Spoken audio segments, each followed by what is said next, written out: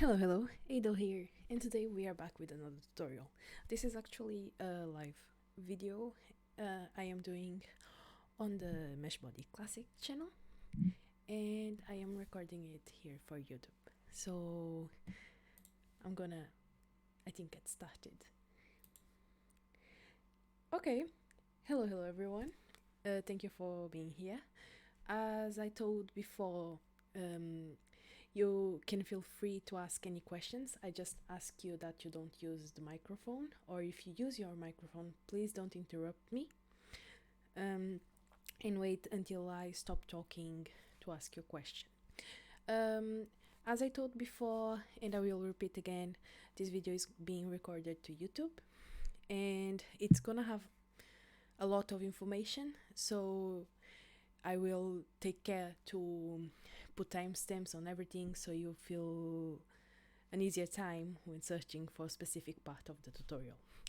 I already sent you the class overview for today, but let's just go over it one more time. Okay, so we will get started on Blender, and I will show you how to export an avatar from Blender to use on Marvelous Designer. On this case, we will be using the Meshbody Classic Dev Kit to get started, and then on a later part of the tutorial we will be refitting the same dress we did for Classic to another dev kit. In this case I will be using Legacy. You can use any other dev kit you have. I just want to show you some of the techniques I use to refit an item for other mesh bodies. Okay, after exporting our avatar from Blender, we will go over some Marvelous Designer basics, and we will be creating a simple dress with some slits. I showed you the picture before, but I will show it again if I find it on my Excel. So this was the dress. This was the dress we will be creating. I will show you how to do these slits so they don't open in Marvelous Designer too much, and also how to do a v-neck, because sometimes that can be quite hard on Marvelous Designer. After that, we will be going over a Retopology method I recently learned, and I've been loving to use it because it's quite easy to do, and it uses only Blender. Oh shoot, okay, sorry. I was not streaming. Okay. Thank you for letting me know, Hey Link. Okay, so I will show you the dress again. This is the dress we will be doing. It's a simple dress with some slits here on the sides of the legs and a v-neck. I will show you how to do a v-neck and how to do these slits on Marvelous Designer in a way that it won't open the fabric too much. I don't know if you ever tried to do this on Marvelous Designer, but sometimes the fabric can be quite hard to work with. After that, I will be showing you how to retopologize this item in Blender. I know that some people like to use the mesh from Marvelous as it is, and I also like to use ZBrush and ZRemesher to retopologize the item. But I decided that since I learned a new trick and it's a very nice way of doing the retopology, I will teach you how to do it. This is how I did this dress, and you can also check out one of the pictures I sent here on the before and the after of this dress. So as you see here, this is the before. This was how I exported it from Marvelous, and this is after I did the retopology in Blender. And it was really fast in comparison to some other manual retopology methods, to be honest, and it kept the Marvelous Designer UVs.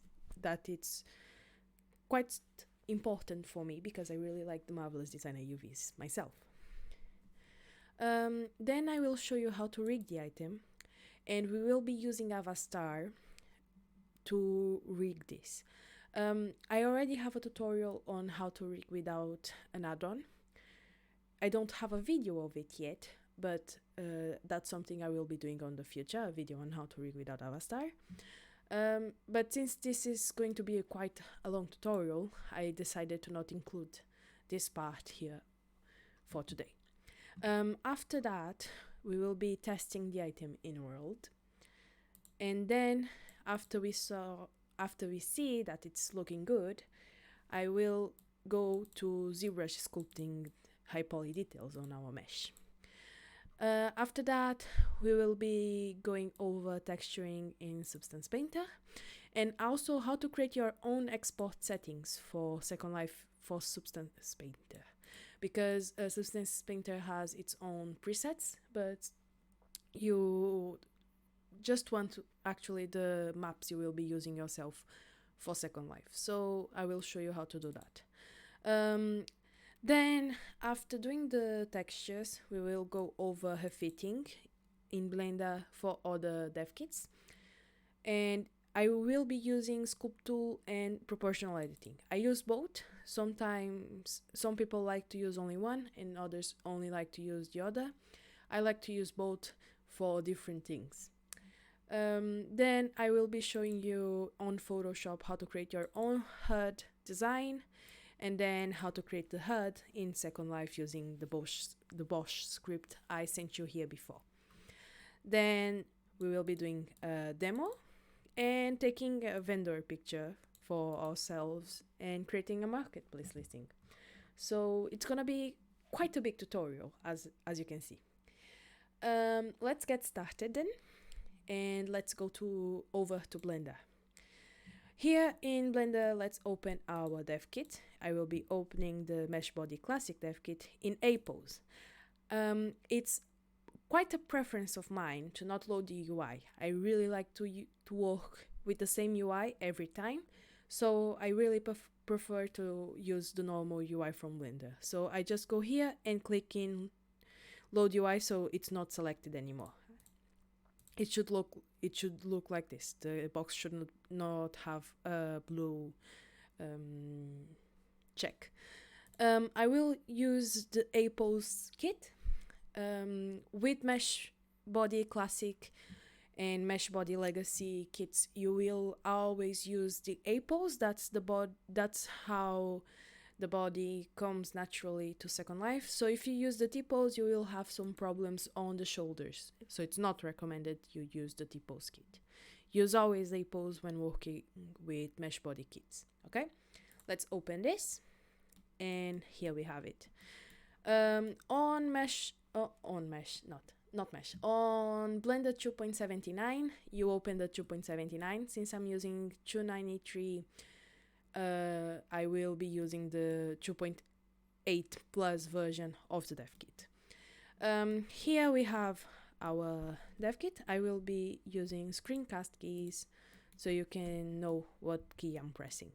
So for anyone that's not familiar with Blender, this is your 3D view. This is where you see all the magic happen usually. This is the outliner. Here you can see all the items you have on your scene. So this little star here, it's actually supposedly to be a man, I guess, or a sticky figure. Here is the armature, and when you open this drop-down menu, it's gonna show you the body, all the versions of the body. We have different versions of it because of the feet, and this is great to create shoes, actually, of course. These are the same feet positions you have in world, so that's why we have so many of them. Another thing I like to do when I open my Blender is go here in the restriction toggles. It's this little funnel here, and click on selectable and disable in viewports. I like to have all these 5 selected, so that way I can see if something is not visible on viewport. As you see here, it's supposedly it's selectable, it's visible, but it's not visible on viewport, so I cannot see it here. And if I click on that little TV, I can see it now.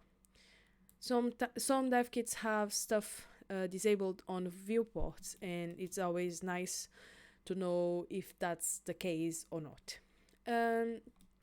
Let's now hide all of these but one.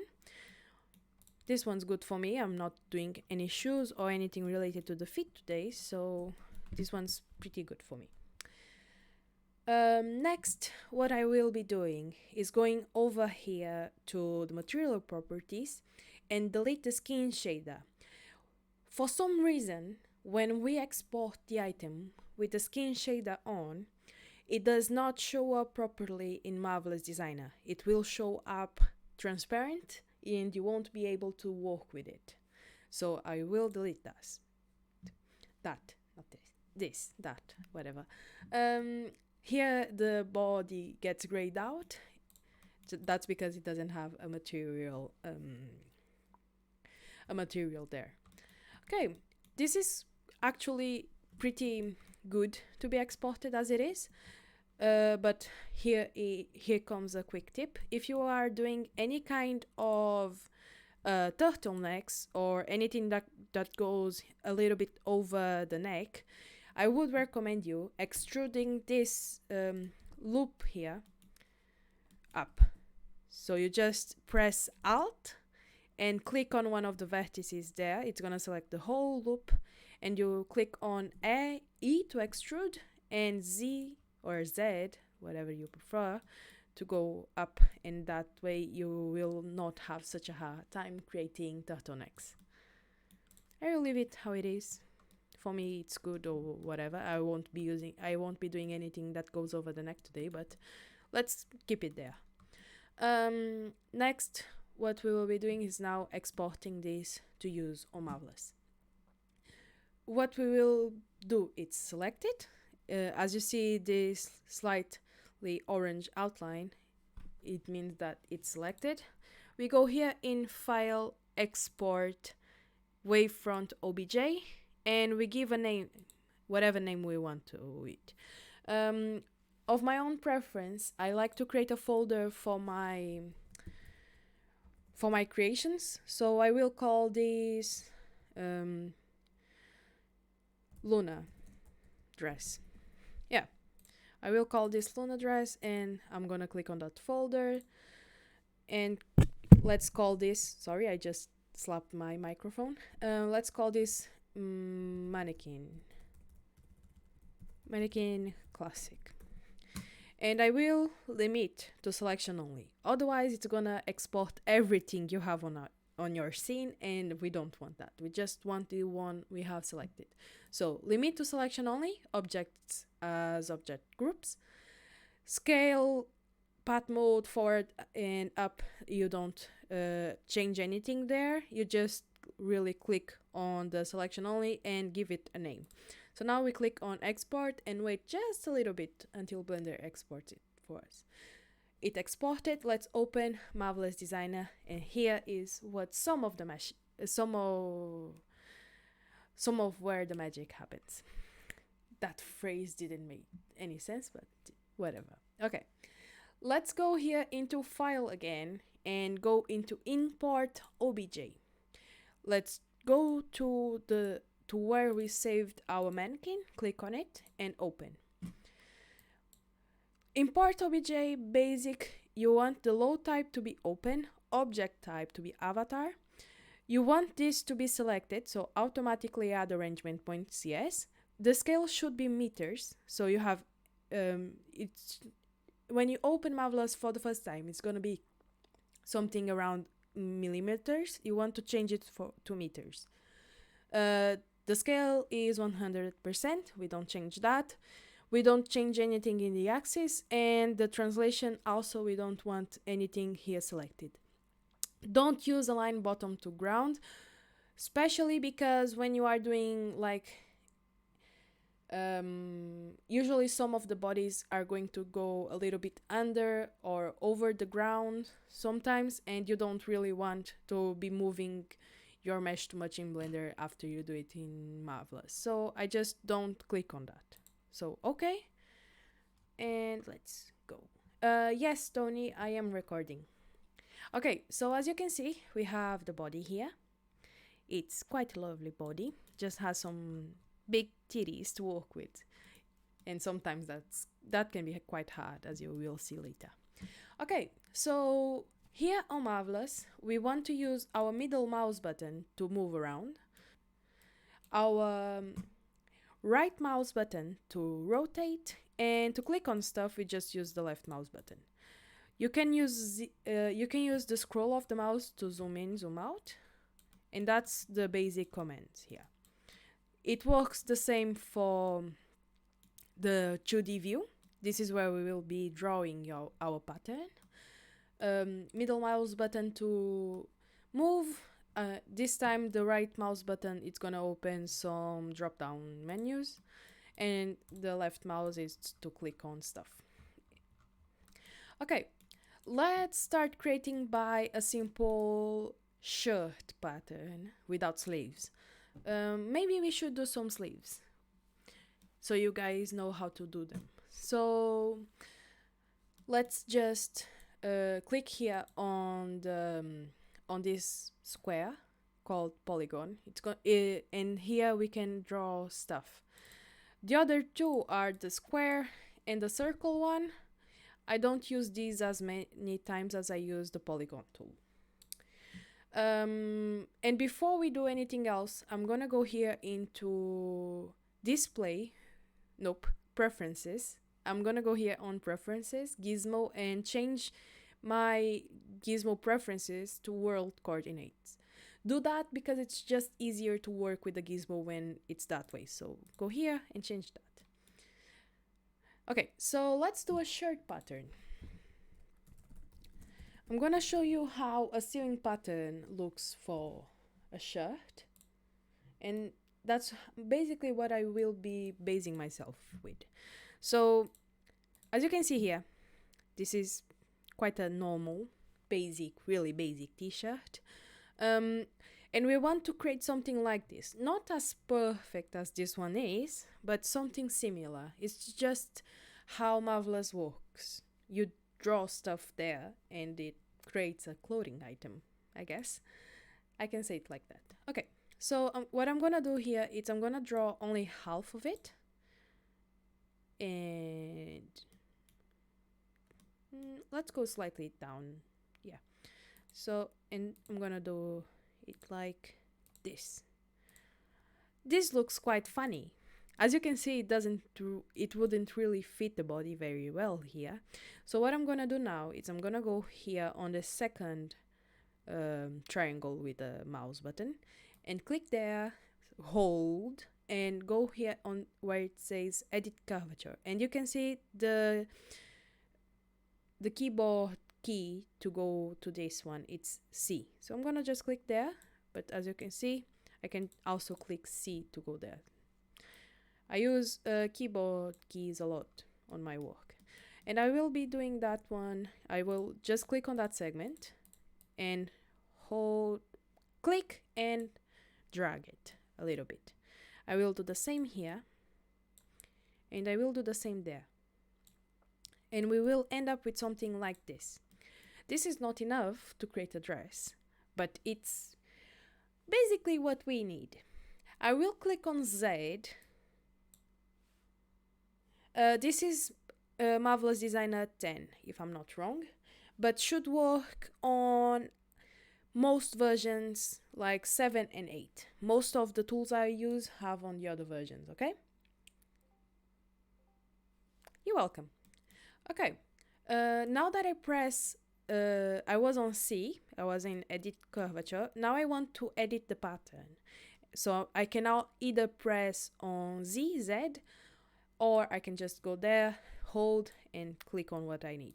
I will click on this middle segment here and use my right mouse button and go all the way down this drop-down menu and click on Unfold Symmetric Editing with Sewing. It's gonna look like this. And now I'm gonna click on it again, and I will be using Ctrl+C, Ctrl+V to paste an exact copy here. Now I will go on the 3D view of our Marvelous Designer and go here where it has this little person. and it's gonna open this menu here. I want to click on where I have some dots around, because that way I can just click on my dress and click on one of the dots here on the back, and it will go automatically there. This is what the arrangement points does, and it's really handy sometimes. Most of the time, to be honest. Okay, let's now click on this sewing machine, and I will be using the second one. The first one, it's to select sewing lines. The third one, it's free sewing, to be honest. It's quite like that. It's just free sewing. You can go all the way around your sewing, around your pattern, and if you want to sew that to the other one, you can. But right now I just want to use the segment sewing. I will click here and here, and as you saw, since we are using symmetric width sewing, it's gonna create another one on the other side. This is important. In Marvelous Designer, if you have something like this, it's gonna cause issues when sewing together both parts. So you want, most of the time, and probably all times, you want your sewing lines to look like this. You want them to look straight. Now what I'm gonna do is I'm gonna also unite them here together. And as you can see, when I press my spacebar to simulate, it's gonna create my dress. It's joining my booty there, but it fixed itself, so I'm good. Oh, I forgot one side. Let's fix that. Okay, and done. As you can see, it's quite of pointing through our nipples, but we will fix that later, not right now. Okay, so it looks quite nice already, but as I told you, we want something more like what I have in Second Life. But this time we will have some sleeves, so I can show you how to create them. Okay, so next thing is we want to create our slits.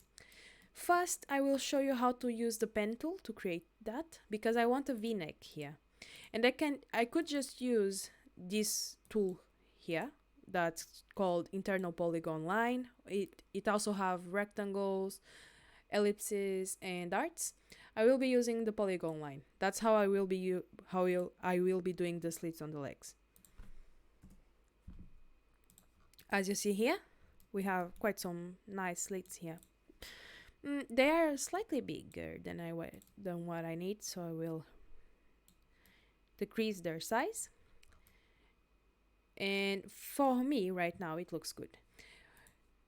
I will now click on it, either using Z to edit my pattern, or just the A to transform the pattern. I click on them, and right mouse button again to cut and sew it together.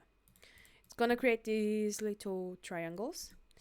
What I want now is to make this look like slits. Is I'm gonna click on my fabric here, and I'm gonna copy it, and I'll double click to change the name, and I will call this anything else but the same name I had that one.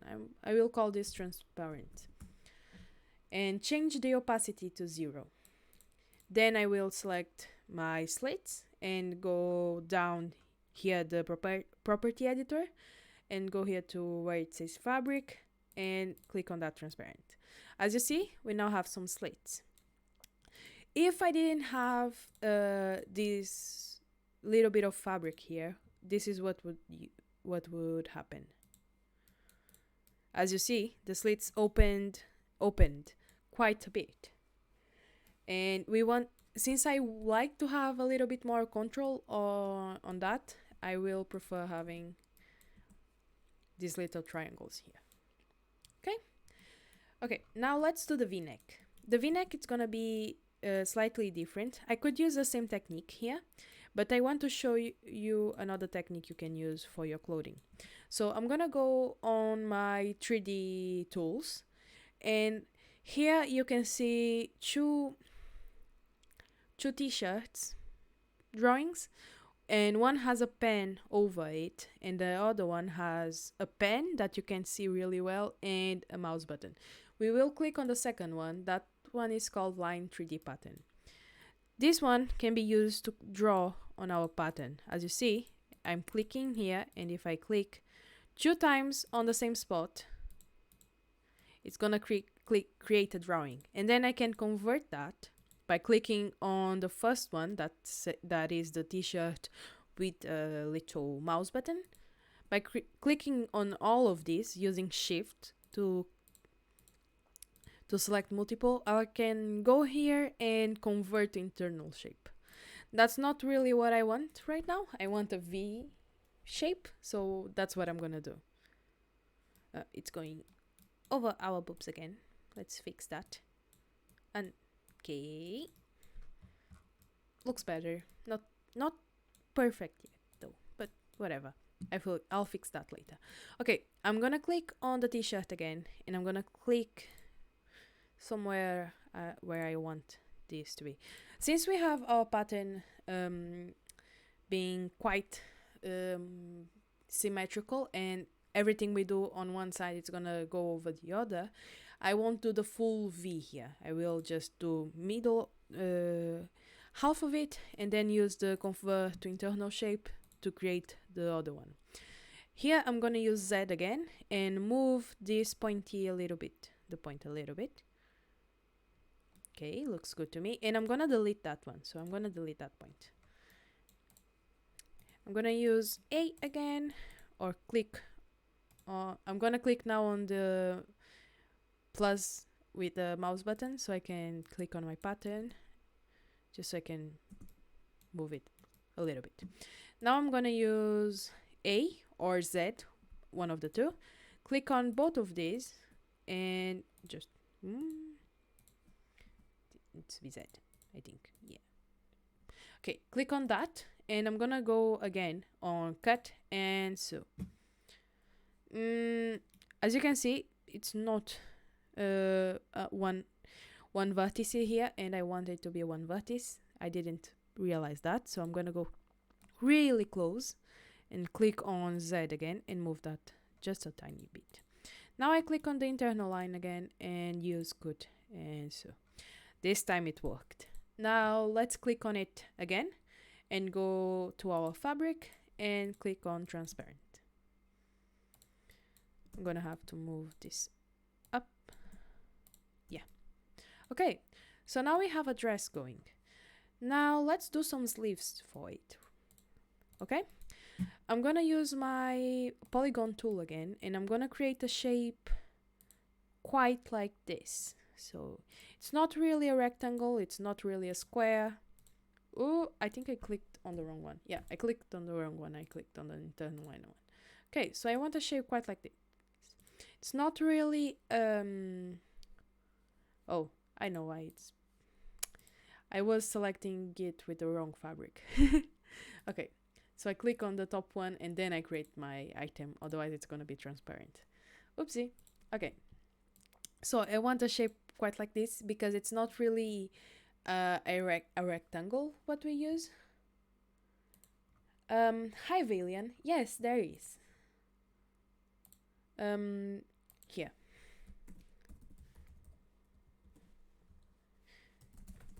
And it will also be covered on YouTube. It will also be posted on YouTube. Okay, so next thing. Ooh, I lost my where I was going. Okay, I was doing the sleeve. Yes, of course.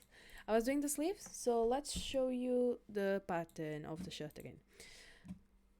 As you can see, the sleeve is not really a rectangle or something like that. It's more of a curved part where it goes here on the shirt, and then we have the rest of it. So let's do that.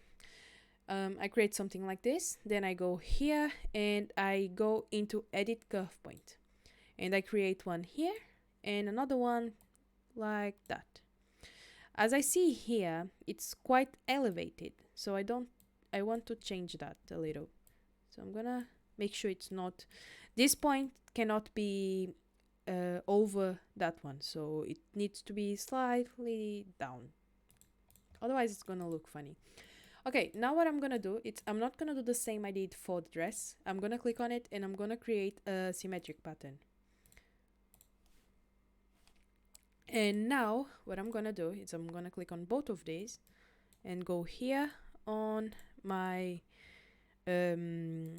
arrangement points and put it over the arms, just slightly. I feel like this is really long of a sleeve, so I'm gonna make it slightly smaller because I don't need it to be such a big sleeve. Okay, now what I'm gonna do is I'm gonna sew this to the dress, and as you can see, it's still straight.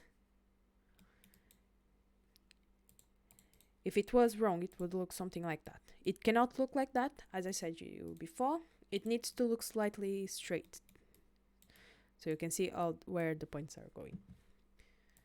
Let's do the same for the back. And we can also sew these on the 3D view.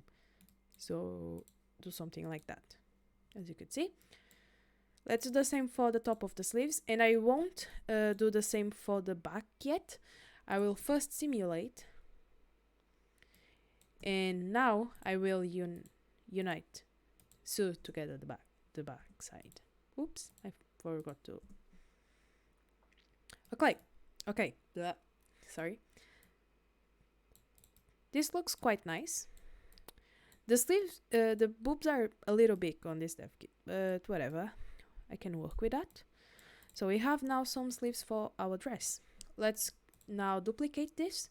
The way I will duplicate this, I'm gonna use Ctrl+C again, and this time I'm gonna use Ctrl+R, and I click there. Okay. Usually Ctrl+C, Ctrl+R. For some reason it's just letting me copy paste on the 3D view, but whatever. Okay, and it's gonna create a copy of our sleeves, but it's gonna be mirrored. That's why I want to use the R, so I don't really have to be rotating it and worrying about if it's on the correct position or not. Okay, so now I'm gonna do the same here for this sleeve. I'm gonna move it slightly and then sew it to the right part. Okay, now we have quite a nice dress. And this is mostly what we will be doing here on Marvelous. I want some, a little more folds and wrinkles here on this part. So what I'm gonna do is I'm gonna select everything. First, I will change the vertical distance to 10. And as I change it, you will see how it won't be poking through the nipples anymore. So I'm gonna... Oopsie.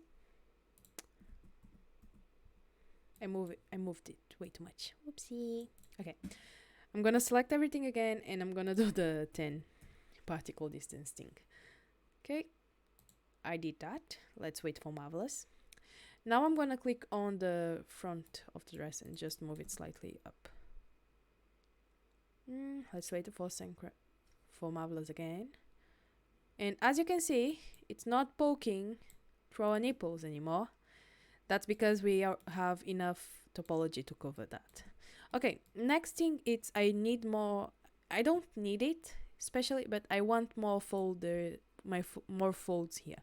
So what I'm gonna do is I'm gonna select both the front and the back, and I'm gonna go where it says simulation properties, and I will change a little bit of the shrinkage, weft, and warp. I'm gonna start with the warp because that one is the one that goes up and down. It goes like up and down. Basically, it goes up and down, and weft goes from side to side. So I'm gonna use my keyboard arrows for this. If I press up, it's going up, and I need to have simulation on. So let me press on my keyboard again. Oopsie. So let me press on to simulate. As you see, it created a lot more folds and wrinkles here. That's what I wanted. So I'm gonna continue doing that until I get something I like. That might be a little too much. Let me change the shrinkage width. Okay. Okay. Looks good to me. So does it looks good for you too? Just make sure that one is not okay. For me it looks good. I will be adding some more stuff over at ZBrush, but right now it looks good. Okay, so now let's select our mesh to export it to to Blender. What I'm gonna do is I'm gonna make sure I have the transform pattern one on. So I just click on A if I don't have it yet, and I'm gonna select all the parts of the dress I wanna export. I won't select these little fabric thingies I created to create the V stuff. So what I'm gonna have selected, it's just this. The transparent parts, I don't need them, I don't want them. They are just there to assist me on creating those little shapes there. Let's go to File, Export, OBJ selected. And now I'm gonna call this dress MD or something else. I want to call it dress MD because that way I know which version of the dress this one is. So let's export it. This one needs to be a single object, unweld, and thin. These two here are really important. It cannot be weld, otherwise the Retopology method I'm gonna show you will not work. So needs to be single object, unweld, thin. And now we press on OK. Now what I'm gonna do is I want to reset my 2D arrangements, and it's gonna do something like this. It's gonna basically copy what you have here on the 2D pattern. And I'm not going to select anything else. I'm gonna still just go here into export, OBJ selected, and export it again. I'm gonna call it the exact same, but this time it's gonna be called flat. You need to do this for the Retopology part I'm gonna show you. We will be using the same things here, single object, unweld, thin, and OK. Now I just use Ctrl-Z and save a version of my dress like this. So I'm gonna go into Save Project and Luna Dress. Okay, now let's go over to Blender and go into File, Import, OBJ. I go where I saved my dresses and I'm gonna import the dress one, and I will also import the flat version of it. And this is where I will be showing you how to create your Retopology version.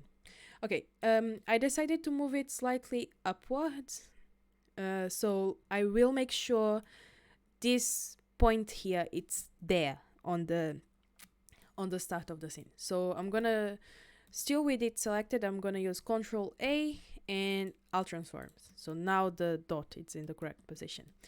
Now I will select my flat dress, go into Shape Keys and add one called Basis.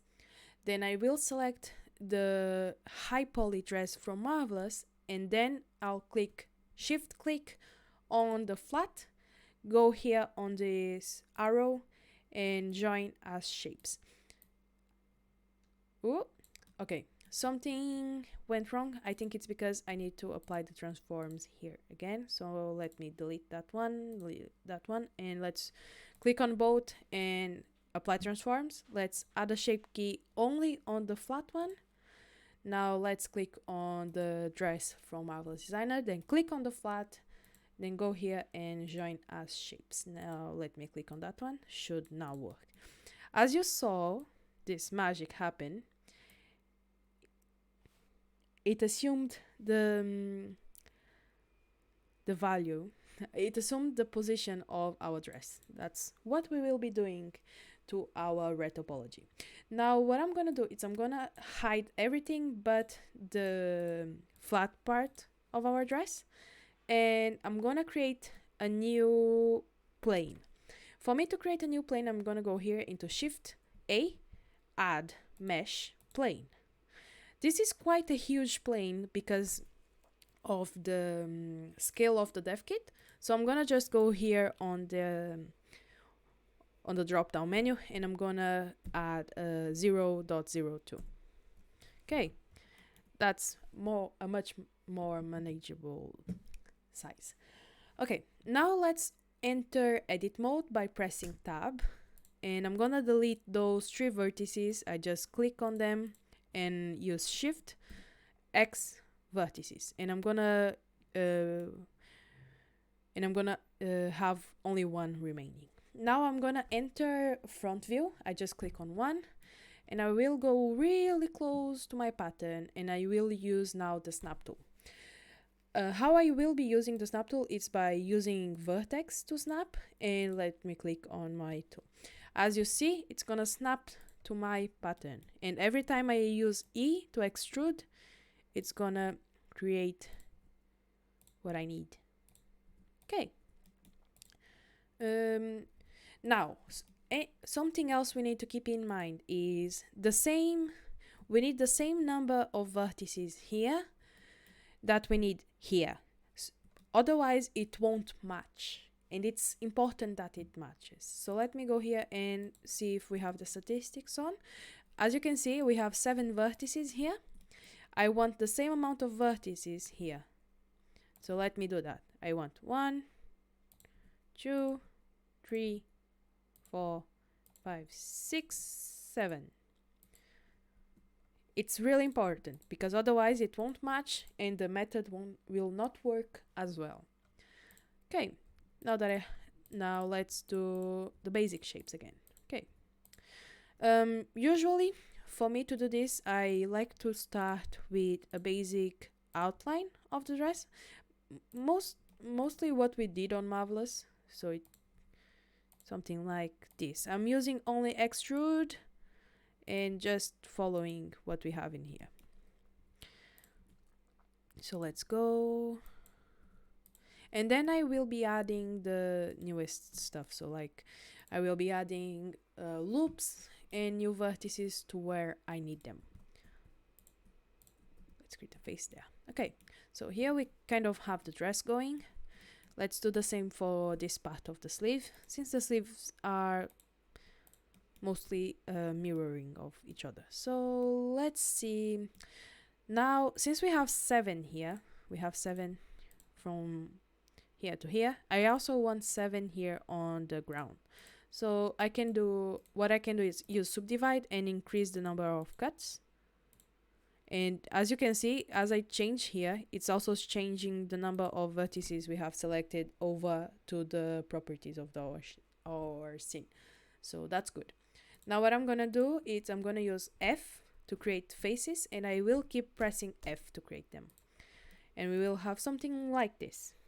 Now I want to create some loops over here, and I will do that by pressing Ctrl R and using my scroll button, my scroll of the mouse, to increase the number of cuts. I think something like this looks good.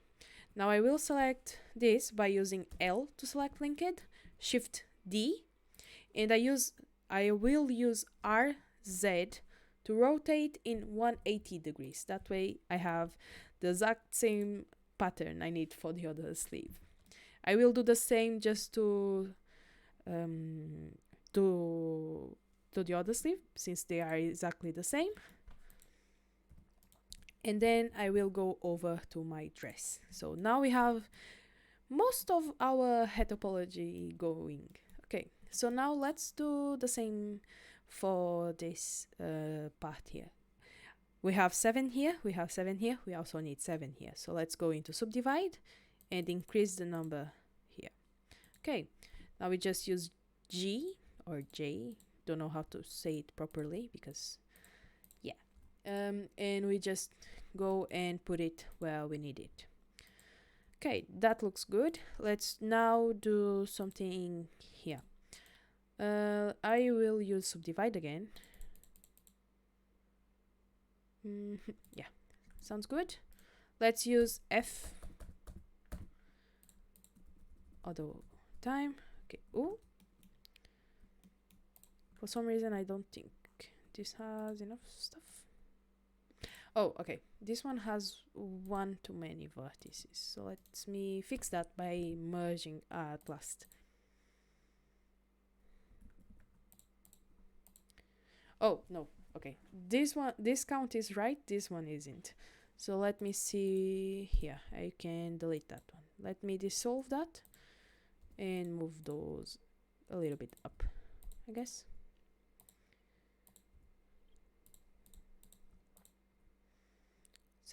It's right. 7 is right. And this one is not. Okay.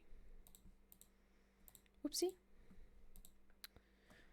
This one's right, this one isn't. So let me see. I'm gonna dissolve here and subdivide. Oopsie. Okay. Let me go back here. Yeah. Okay, this one has 8 and I don't need 8. So I'm gonna dissolve one of them. And how many do I have here? 8 again. So let me delete one of those. Okay, dissolve. Now I can use my F to create the ones I need. Yes, I can. Okay, thanks. 7, and for some reason I have one. Oop. Okay, let me delete that one. Now I should have, yes, okay. Keeping the count number is really important because of that. Otherwise it will work, but not as well. So let's continue and let's go. Okay, now I have 7 here. I have 7 here too. And now I can go to this part. Okay, this part here, I'm gonna create a giant face over the middle. And I'm gonna add, gonna subdivide that one and add another edge there. Okay, so when you are using, when you already have a face, and I'm gonna, so here I already have a face, so I don't want to use F, otherwise it won't work properly. I want to use J to join both vertices together. If I didn't have a face there, I could use just F and that would work to join my two vertices together. But since I have a face, I need to use J to join it. Okay, let's now add a vertex here. And I have to have my flat version of it. Yep. And let's add another one here. Subdivide. And let's add a face and add another face here. Now I can add a face there. Oh, nope. Can I? No, I can't. I have to do it like this. And let me subdivide this one so I can join here. And join. Let me Control R there. Okay. Now we have something going. Let's subdivide here. Let's add loops here. And I want to use Control R again. And I want slightly more here. Yeah, that looks good. Yeah, this looks good. This one doesn't need to be very high poly because I will run a subdivision, not a subdivision. I will select everything later and go here and subdivide. Right now I just want something to work with. So let me add 2 here, 2 here, and 2 here. Oops. Yes. Now let's make it so it's curve. And just move it.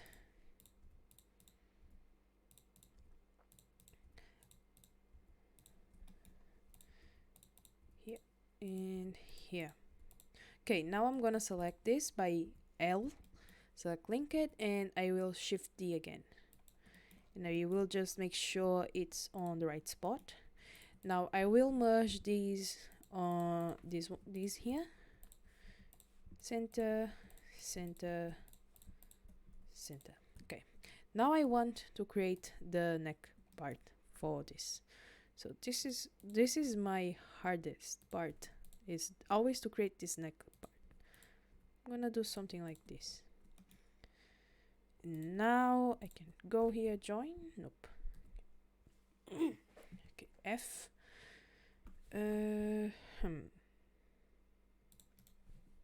Something like this. Yeah.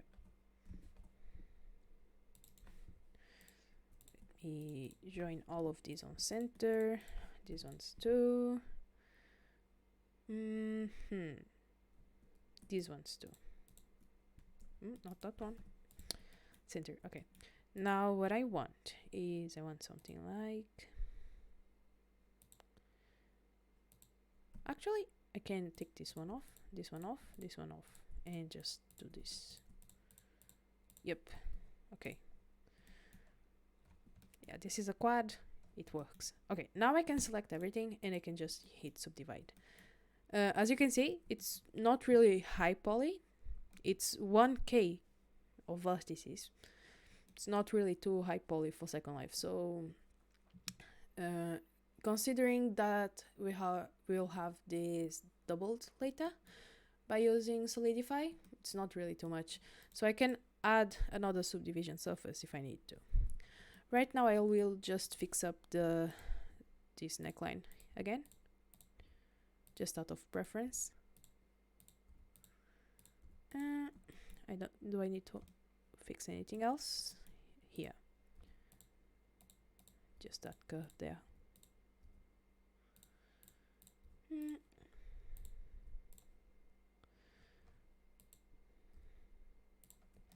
And it already looks pretty good.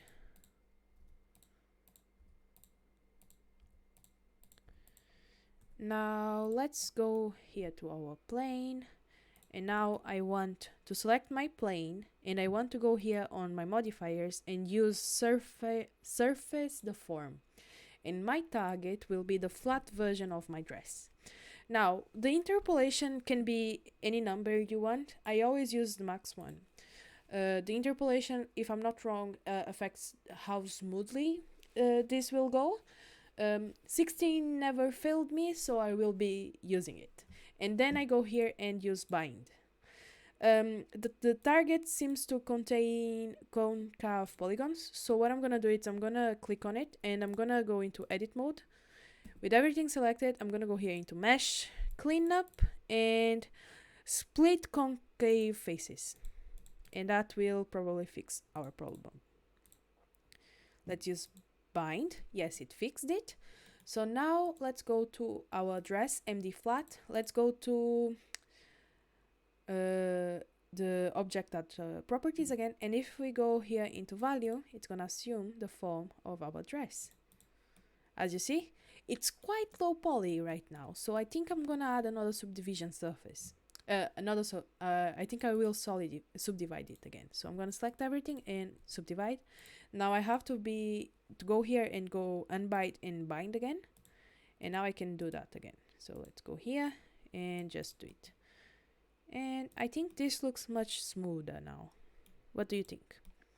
I think it looks much neater now. I would still add another loop here on the boobs. As you can see, it's quite low here, and I think it deserves another loop or two. So let's go back to flat and here. Okay, it's something around here, I think. So let me select those there, and I will select the same ones here. And the same ones here. As I told you, it's really important that we have the same amount of vertices here and that one too. So let's do it like this. And this time I'm gonna use bevel. So Control B, and I will move it slightly.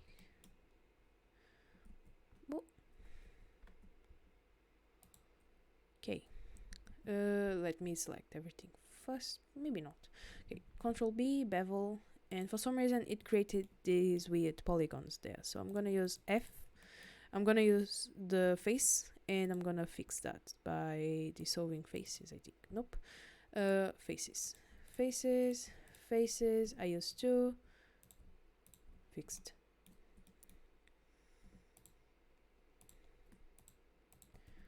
Faces 2 and okay. Now I go back to the modifier and now it looks neat. Okay, looks really good. If I use shades mode, sometimes this happen. I just need to go into edit mode, shift N, and it's gonna fix that. It was a problem on the normal, so now it's fixed. Okay, so now what we need to do is we need to first UV map this. So we want to keep the marvelous UVs, so let's go and unwrap this, and that way we keep the marvelous UVs.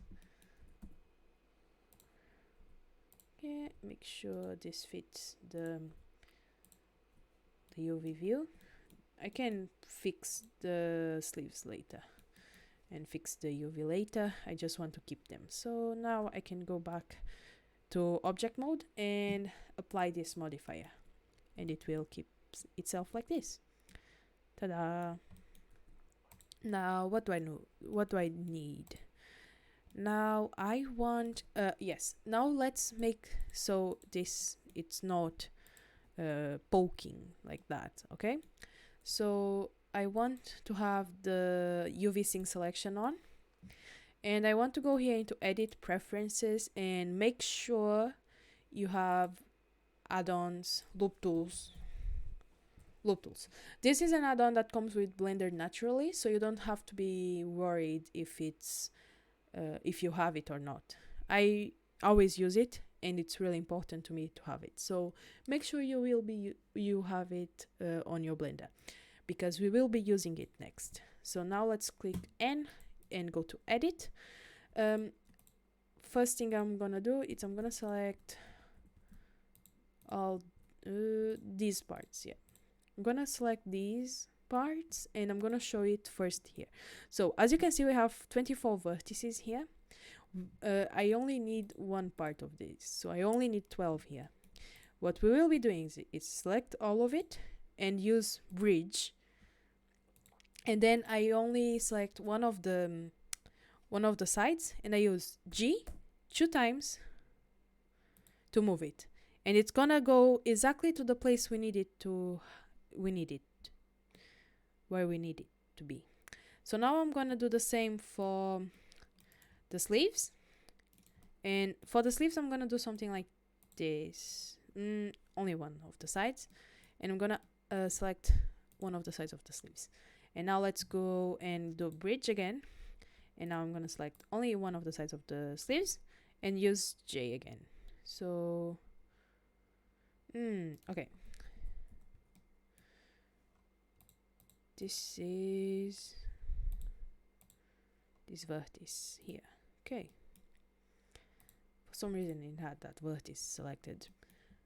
Okay, now let's make sure we have only the vertices we need selected and use bridge again. Now let's go here on the sleeves and use J to move it so it's in the exact same spot we needed to have it. So this looks good. Let's do the same for the other side, and the other side is gonna be this one. Making sure you only have the parts you need selected, and now the sleeves that we need. Now I need the sleeve. Let's use bridge again and select only the sleeve, G, and move it. So exactly on the spot we need it to be. Here on the sleeves, it doesn't seem to me that I need to do anything else. But if I had to, I would go here and go to the respective sleeve. Yeah, that one. Go here and there. Bridge. Now I select only one of them. And double G again. So it's on the exact same spot. This is for when we use to remove doubles. It removes all of these that we don't need. automatically, and that way we don't have to do it manually. It would take so much longer to do it manually, so yeah, we have to keep in mind some shortcuts, I say. Okay, do it again here, and I select only the sleeve again. Ta-da! Now let's do that one. It's this one. And now the sleeve I want, it's that one. So bridge. And now I select only the sleeve again. And done. Okay. Where is it missing? Okay, now I think it misses here. Yeah. Yep. Here and there. Bridge again. Then only one. And now only the sides that I am missing, I think. Yep. Okay.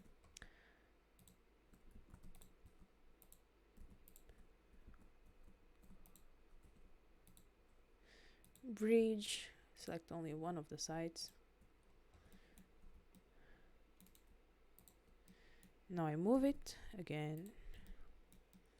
The way you know that it's on the right place, it's that weird shadow, the thingy we had going on, it goes away. So basically use bridge, and as you can see, it has some weird shadows there.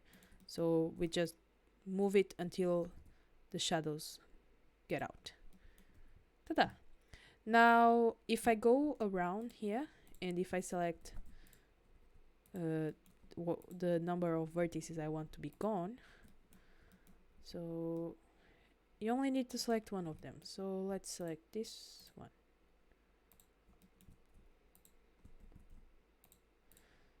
Okay, something around 284 vertices need to be gone. So let's select everything, mesh, cleanup, and merge by distance. It actually went more than what I expected. I think I forgot to select something. Okay, so now we don't have any doubles, as you can see. And if I went here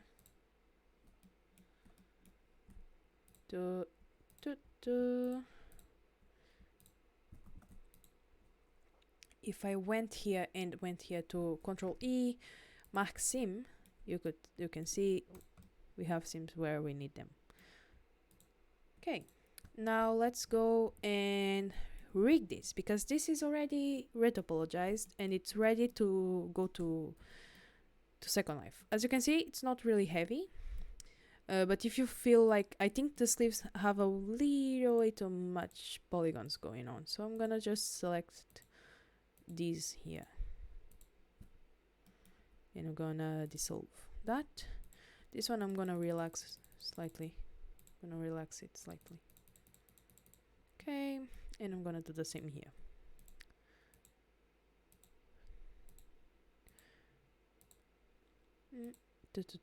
Okay, dissolve. And I think for me it works how it is.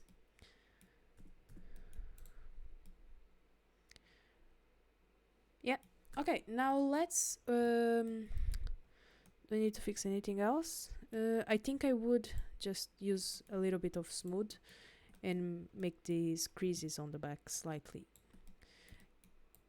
Fix them, it's just a little, so I don't have any problems texturing them later. Okay, that's good. Okay, now let's rig this. We are already 1 hour in our tutorial. Wow, time goes fast. Okay, let's go and rig this. I'm gonna make sure I have only one body visible and the armature. I select my mesh and the armature. I go to Avastar skinning, and I don't want to display any hidden sources. So that way I only have the body I'm using right now visible. So I'm gonna go there and click on that one and use bind to armature. As you can see, first I'm gonna go here and rig display. I like to see the volume bones, because that way I can go here in pose mode and move the boobs slightly up and see. Usually this is the place where I have most issues. Boobas and also legs, but that's normal. Okay, oops. Okay, so as you can see, we have to smooth out the weights. Now for the weights, I like to do something called laziness. I go here into weights, smooth, and I use subset all groups and iterations 10. As you can see, it fixed our legs problem, but it gave us a new problem here on the boobs. I'm gonna go into weight paint and I'm gonna go here on the chest vertex group. And what I'm gonna do is I'm gonna make sure I have 0 weights active.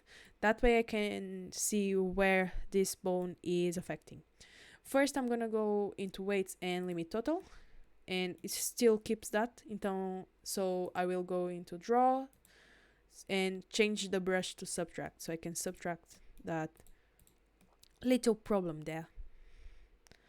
Okay, I think I will smooth out that one a little bit more, and then I want to go here into my right pec and left pec and increase the weights here just slightly. Left pec. Okay. Do I have any more weights in here? No, I don't think so. So should be good now. Oh, I have clavicle weights for some reason here. Let me take those off. And do the same here for the other side. Okay, seems good to me. Now I'm gonna click on my armature again, go into pose mode and Alt R, Alt J, Alt S to fix anything. Yeah, that issue was because I didn't have, it was poking already on the dev kit. Okay, let me use proportional editing. Proportional editing is this little circle here. And I use it, and I use my mouse scroll to change the size of this circle. It's really big when we first activate it, so it moves a lot. I want to change it for something slightly less big. So this looks nice, and if I move my armature now, it's gonna be much better. Yeah, as you can see, it's not poking anymore. So Alt J. Okay. I don't think it's poking anywhere else, but let's just go around and see. I can also change the material here and change the viewport display to something else, and that way I can see if I have anything poking. I don't, so let's go and test this on Marvelous. I'm gonna change the name of this for Classic Luna. Classic is the size, and Luna is the name of my item on this case. And I'm gonna go into File, Export, and I'm gonna export a version in FBX. This one is the version I'm gonna use for refitting. So I'm gonna call this Classic Classic Tool Refit, and I'm gonna limit to selected objects. I still don't have a material here, and I just realized that, so let's create a new material called dress, and let's just fix the UVs one last time. I'm gonna use face select here for the UVs, and making sure I have, let's take off the selection editing, and let's just make it rotate 90, make sure it's here,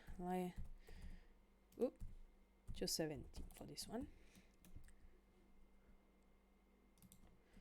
Okay, this is something I wanna keep together. The orientation of your UVs is quite important for when you are texturing in Substance Painter because of how patterns work, to be honest. Let's just do this. I don't really want to use more than one UV island, so I'm gonna just fit everything in one. And let me export this as FBX again. This is not the final thing we will export to Second Life. Now let's go and prepare this to use on Second Life.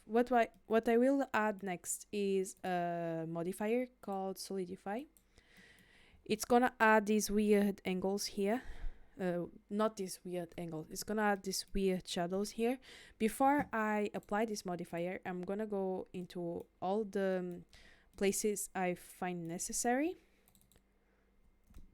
And I'm gonna select that here, that. It's easier if I just do it around here. Yeah. So I'm gonna select all the places it's important to me to have sharp shadows.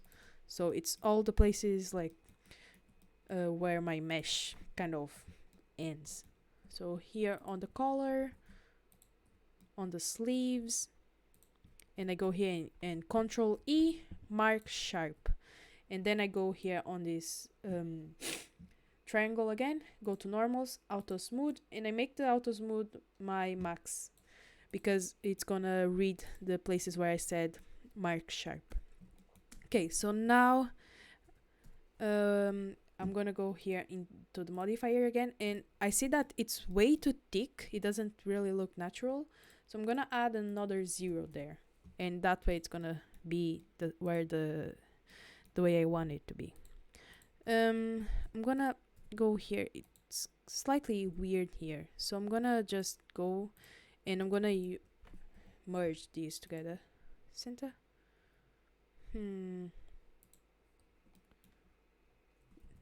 No, I'll just take off that one. Silver edges. Nope. Yes, that one works.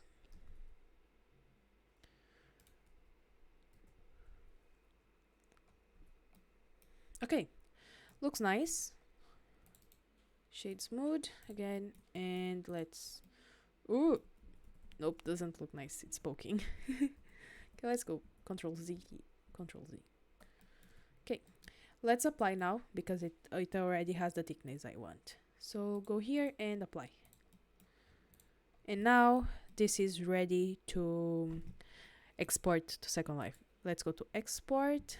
Yeah, let's go to export and use Avastar Day. File, export, Collada Avastar Day default. Not default, Collada Avastar Day. And let's call this classic Luna. Actually, Meshbody Classic Luna. Okay. Let's wait a little bit for Avastar to export. It's telling me that I don't have my weight count limited to 4, so I go here into weight paint, weights, and limit total. Okay, now export this again. The FBX we just exported, it's also the one I will be using. The FBX we exported before this one is also the one I will be using to texture on Substance, because it's exactly the same, it's just an FBX. I will show you. Exactly the same thing. If I select both, the UVs are the same. So that's what I'm gonna use to also texture. Okay, so now we have our dress done, and let's test it in world. First things first, welcome to my platform. And let me go here and put on my classic body. So make sure you are using the right body for the size you are trying to do. So I'm gonna go here, body, feet, hands, and add all of them and take off my legacy. So let me remove all of them. Let me detach that. Okay, let's wait for the body to load. Did it load? Yes, it loaded, but it's not with bomb, so let me activate that. For some reason it doesn't have bomb activated, so let's fix it. It's gonna take some time. While it loads, let's upload our mesh model. Let's go to where we have it saved.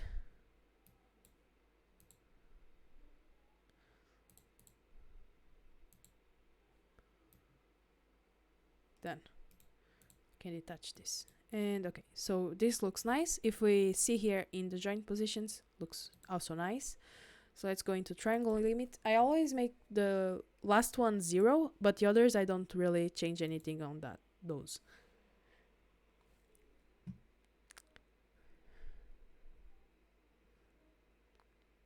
Okay, let me change the name of this. I'm gonna call it Kuma, that's my brand, and I'm gonna call it Luna Dress.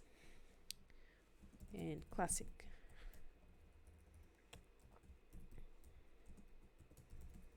Meshbody Classic. So calculate again and go to recent, upload.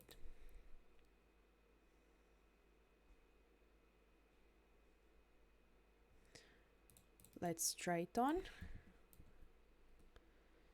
Seems to be fitting us really well. So let's try the something. So shoulders look nice on the shoulders. This problem here, if I see it, no, it's actually quite nice. Okay, let's see fit. We don't really need to see the fit. Let's see the torso. Torso looks nice. Let's slow-mo run. Yeah. So as you can see, it's working quite nicely for us. Good. Okay. Now let's do our Highpoly version. Okay.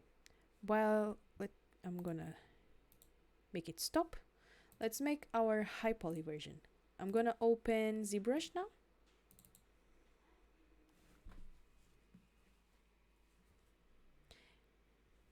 And now we are on the 5th point.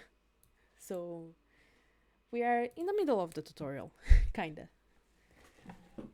It might take a little bit longer than what I was expecting, I think, because I'm explaining a lot more than I was doing yesterday.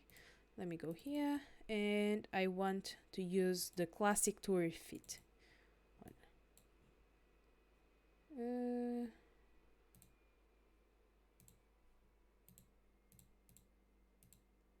Okay. Okay. I need an OBJ for this. So let me go here into... Ooh, oh, I was selecting the wrong one. Okay, let me go into import, and I'm gonna use the dress I'm using from Marvelous. The dress I have from Marvelous here. Yeah, exactly. This one. Oh, that's good. Thank you. Okay, so now that I have here on ZBrush, I'm gonna click on Edit Object, and if you feel that your mesh is not moving, you can just use Shift Control N, and it's gonna clean your frame. And then you use this little head here to move, and then use frame to fit mesh to your view. Hi, Ambi. Nice to see you here. Okay. Okay, now let's do our sculpting. Sorry, the word just escaped from my head. Okay, let's do some sculpting. Okay, I need to do one thing or two before I start sculpting. That is, I want to have my poly groups in view, and as you can see, if I click on this draw polyframe button, we have one solid mesh, and I don't want that. I want to be able to see my polygroups, so I will go here, and I will to click on the place that says polygroups, and I will use auto groups with UVs. As you see, it created my beautiful groups. I'm gonna do it again just so it changes the colors and it's more different colors. It's easier for me that way. Okay, so now I have polygroups going. I also want to use creases. And why do I want to use creases? Okay, I'm gonna show you what happens if I don't use creases first. So let be really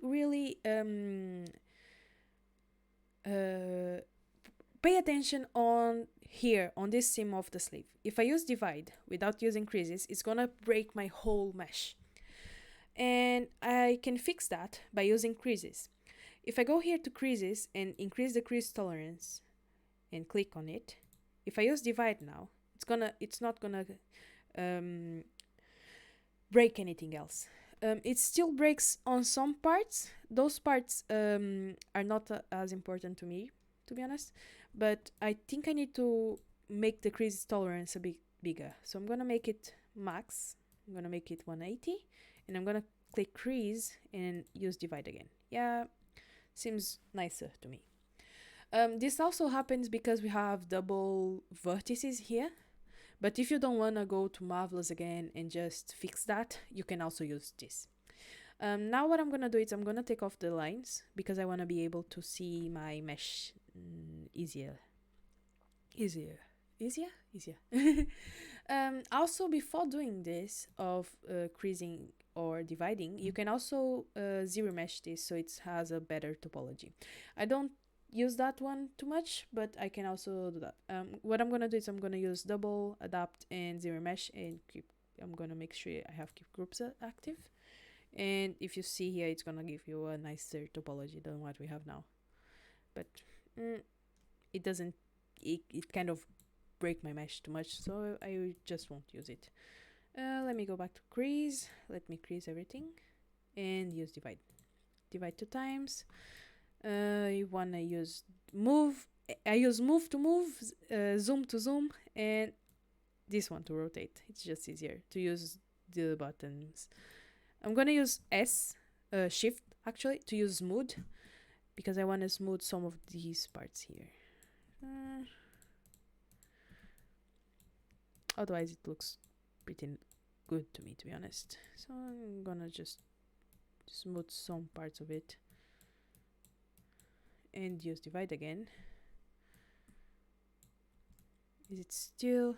Should I divide with it one more? Don't think so. Yeah, don't think so. Okay, let me go back. It's gonna subdivide my geometry into point millions. Okay, now what I want to sculpt this now, and I want to sculpt like some seams here and there. So what I'm gonna do is use this the brushes I already sent here, the ones I have. The way I do it, it's I'm gonna go into my. The way I do it, it's when I have brushes I just got, I go here and I don't think I have it. Okay, so I have some brushes here that I already have on my folder, but I will show you again how to do it. So I'm gonna unzip this, and this works for brushes and alphas for ZBrush. All brushes you have, like EMM brushes and normal brushes for folds and stuff, you can do this. Let's just wait for it to extract, and after it extracts, let's wait. Waiting.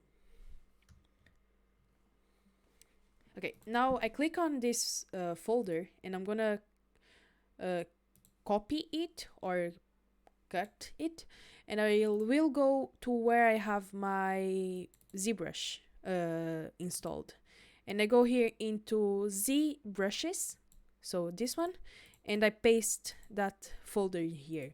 And this means that when I go here and press into my comma, it's gonna open this. I can just go here into brushes, and I can find my brushes here. Hi, I'm just into going to the sculpting part. So here I have my brushes, and since I already showed you how to do it, I'm gonna go and let me see if I find the ones I want. I think they are more like around here. Yeah, they are here. Okay. I'm gonna use the seam one. That's my favorite, and I'm gonna use Control Alt and no, not that one. Which one I use? Not that one. Control. Not that one. Which one is it? I can't remember the. Okay, I use one. Oh yes, Control and Shift, and I'm gonna click on the sleeves 2 times, just so I can hide it. That way I can see my the places where I want to sculpt more easily. So like the side of the dress. Okay, so I'm gonna take off the polygroups just for a bit so I can see the size of my brush, and it's huge and I don't need it to be that huge, so let's change that. The way to change that, it's just I change my draw size and still slightly big, so let's change it to something like that. Okay, let's change the intensity slightly, and it already looks good. So now let's have my polygroups visible again, and I'm gonna just follow this line that the polygroups already have. I'm not using a drawing table here, I'm just using my mouse, so don't be worried about, oh no, I don't have a drawing table, can I do that? Yes, you can. And tada. Okay, so now I have a side seam. Let's do the top ones. Making sure it's not like touching any parts of the dress. I'm gonna click here and I'm gonna press shift. So as you can see, it creates a line, a straight line. The green one, it means that it's perfectly straight. The red one, it's not. It's still perfectly straight, but not like in going all in the like top straight, side straight. No, I want it in an angle. Ta-da! Let me do the same here for the other one. Okay. Now let's do the other side seam. I'm gonna use the head here. And if I press Alt on the background, it needs to be on the background, otherwise it doesn't work. If I press Alt and use my left mouse button, I can also move my dress around. So let's go here.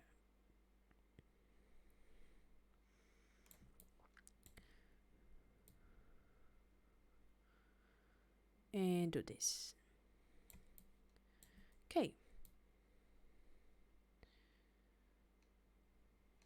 Okay.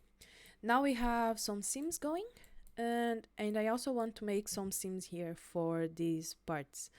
I don't for the sleeves, I'm gonna do something else. I need to have the sleeves visible for the seam here. At least on my opinion, I need them visible for me. So let's go here on the front, and I'm gonna add some seams here. I feel that this is way too big, so I'm gonna, for doing details, I think that one is way too big, so let's make it slightly smaller. Oopsie.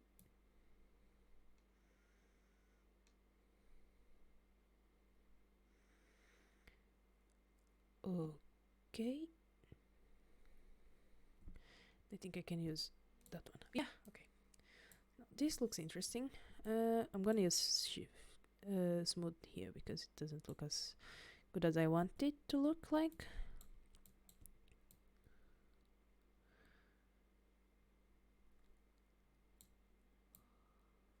And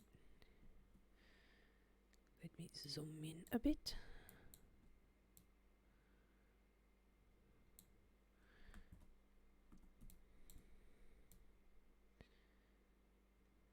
Okay, done. Now let me do this for the back, I guess. Yeah, I need to do it for the back too, otherwise it doesn't look the same.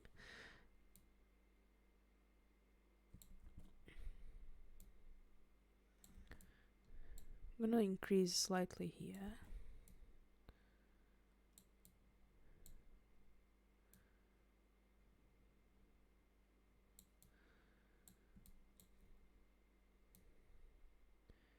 And just follow this curve. Let me zoom in.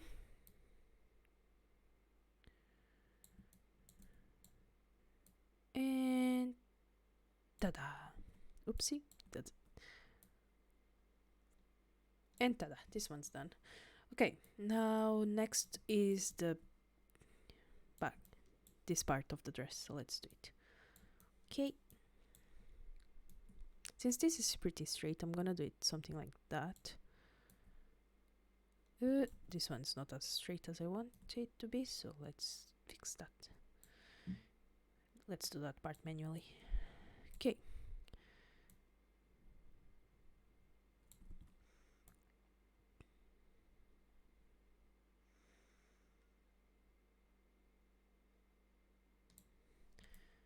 Looks good. Let's do the same for this part. Let me put it in front again. So I can go and do something like this. And oopsie, forgot I couldn't do that. Okay, let me do the same for this. Okay, now let's make it zoom out a bit, so that way I can use shift again to make that. Yeah, okay, not as much. Perfect. Okay, do the same here for the other side.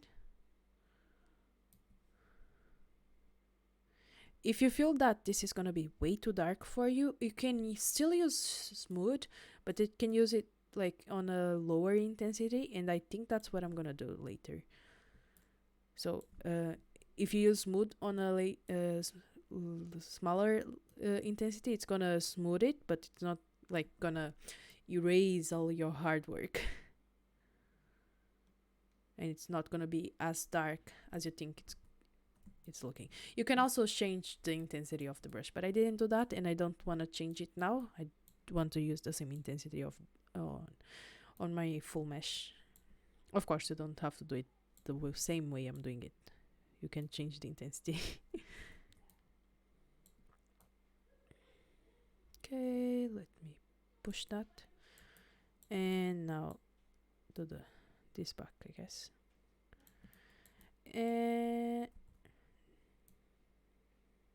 What the? Okay, sometimes that happens, I guess. It just freezed and did that. Love that when that happens.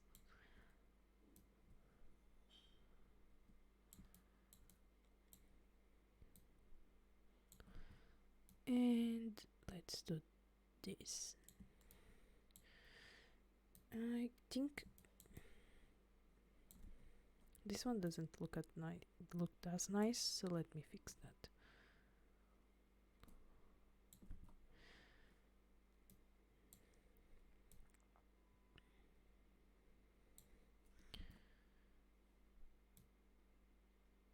And okay. Oof, done. Sometimes this can be the harder part, otherwise it can be the easiest part. It only depends on how your mesh is behaving, I guess.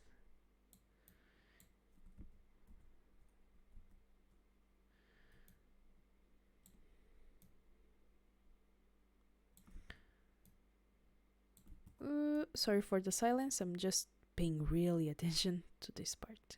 Okay, done. Ooh, okay. Ooh, oh shit. I still have the sleeves to do. Okay, let's click on Control and Shift, so the sleeves will show again. And now let's do the sleeves part. I'm gonna zoom in them. Zoom in, and let's do it.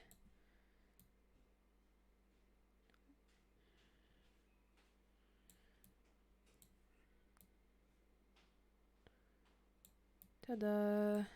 For those sleeves, I just want the back. I don't want this top one to be visible, so I won't make it.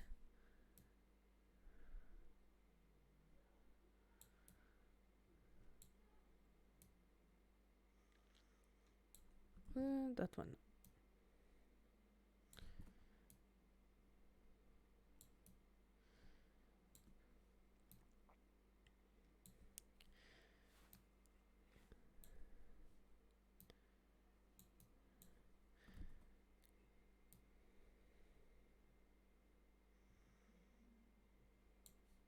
Okay, and finish it there.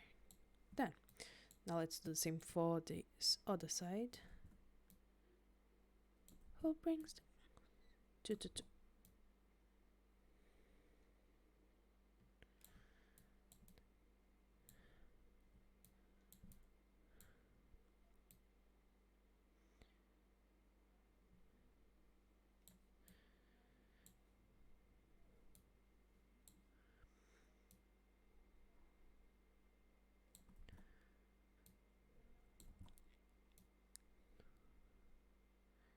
Sculpting, on my opinion, it's the part that takes me the longest because of all the details I want to add later. Sometimes it takes me the longest it's the longest to me to make. Okay, let's add this sim here.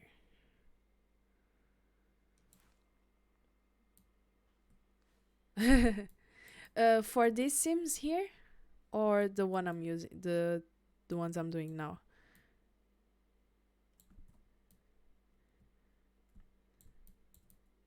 And for anyone that's watching this class on YouTube, it's because I have Discord and I'm answering questions sometimes. That's why sometimes I talk like I'm talking alone. I'm not really alone.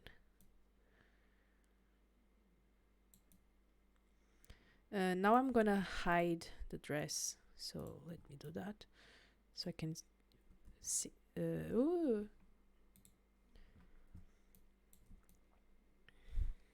For arms and sides. Ooh, okay. I like that. Tell me it later. And if I learn it well, I will teach everyone.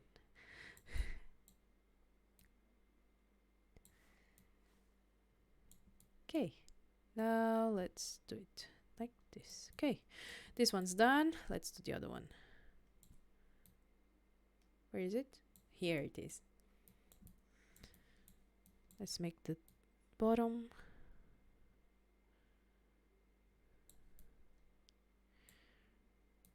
And here.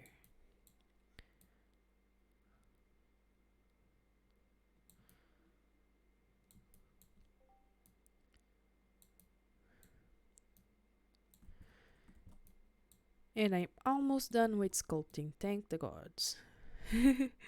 Not that I don't like it, it's just the most time consuming part of the process to me. So I just want to finish it.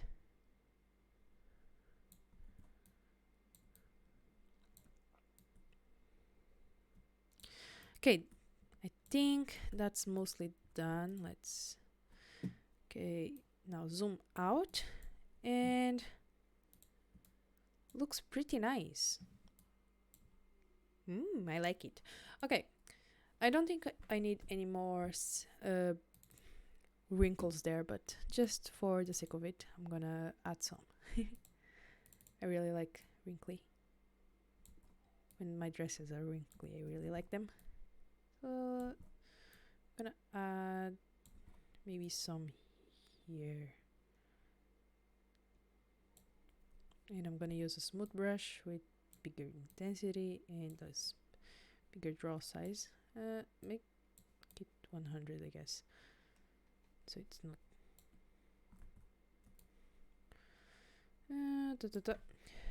Now let me open this one again.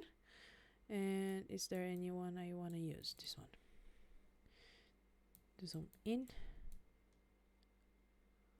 and smooth it quite a little. And this one here on the back too. But now I'm gonna smooth it a lot. Do I need this one here? Not really, so I'm gonna leave it. And done. This is our Highpoly. Now what I'm gonna do is I'm gonna go here and export this, and I'm gonna call it dress Zbrush Highpoly. Let's wait a little. Hi Sammy, welcome.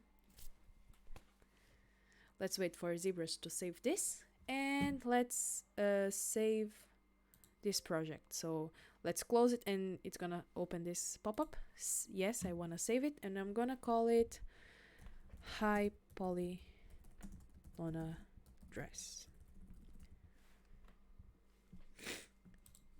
Let me close this, and now what do I want? Now let's do the textures, of course. Okay, now let's do the textures. ZBrush is done.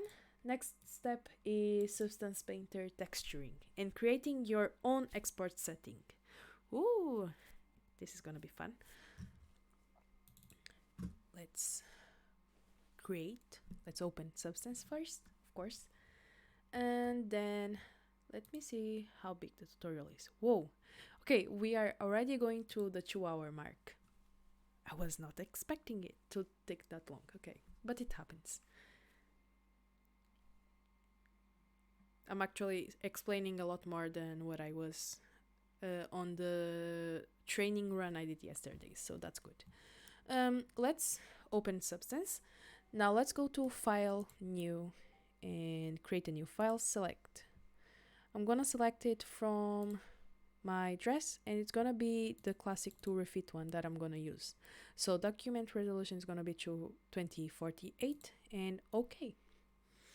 Now I have the resources I'm using right now, the fabric, polyester, and the environment. I'm gonna import both of them here to Substance, just so you know how to do it. So this is the default one here on Substance, and I don't want to use that one. I want to use my own. So I will go to File and import resources and add resources, and I will go to my, and I will open both of these. So the Atelier All Sides Gray is an environment, and the fabric polyester is a smart material, and since it comes in the Substance smart material format, it's gonna automatically be that one. Okay, so I'm gonna import these resources to my library, and now if I go here into display settings, I can change my viewing. As you see, now I have lighting from both sides, and it's much whiter now. Okay, let's texture this. I will go into texture set settings, and I will go into mesh maps, bake mesh maps. I'm gonna increase the size to 4098. Don't think so. 2048 is good. It's the size I'm using right now. And I'm gonna use the dress Zbrush Highpoly and bake out. So let's wait for Substance now. And this is gonna take a little bit. So let's just wait. While we wait, do you have any questions about what we are doing right now? Or what we did until what we are doing now? If you have any questions, feel free to ask them. I will answer while we wait. That was fast. Okay, this is almost done baking. Yeah. Yes, Quava, the class is recorded and will be posted on YouTube. With timestamps, I promise.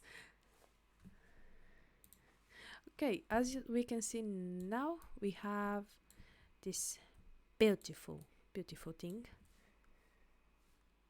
You're welcome. So now we have the mesh, the Highpoly version we did. We baked it, and now we have all those details we did on ZBrush. Good, right?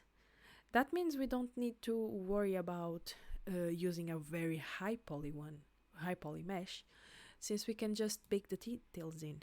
That's great. Okay, now let's go here and search for our polyester fabric. This one, and I'm gonna go to layers and add this one in. Let's do some changes to it, because I don't really like how it looks right now. So I'm gonna, let me see. I'm gonna leave the detail folds in, but these folds I'm gonna take off, otherwise it looks really, really weird. I'm gonna leave the dirt. Now let me see what the weaves are. The weaves I can leave them, but I'll take off the pattern. And that leaves me with this reddish color. Let's change the color of this fabric. So let's go in the properties and go down, and let's change how many colors should we do. Let's do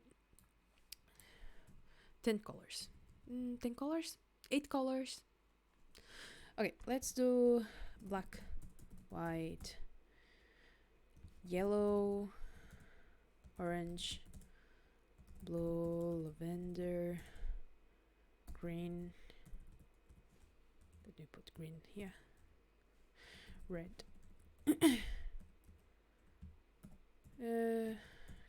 Green.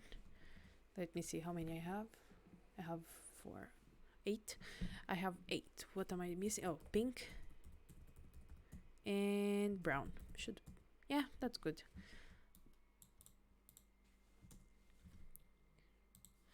And I will also show you how to use a pattern here on Substance Painter. So let me see.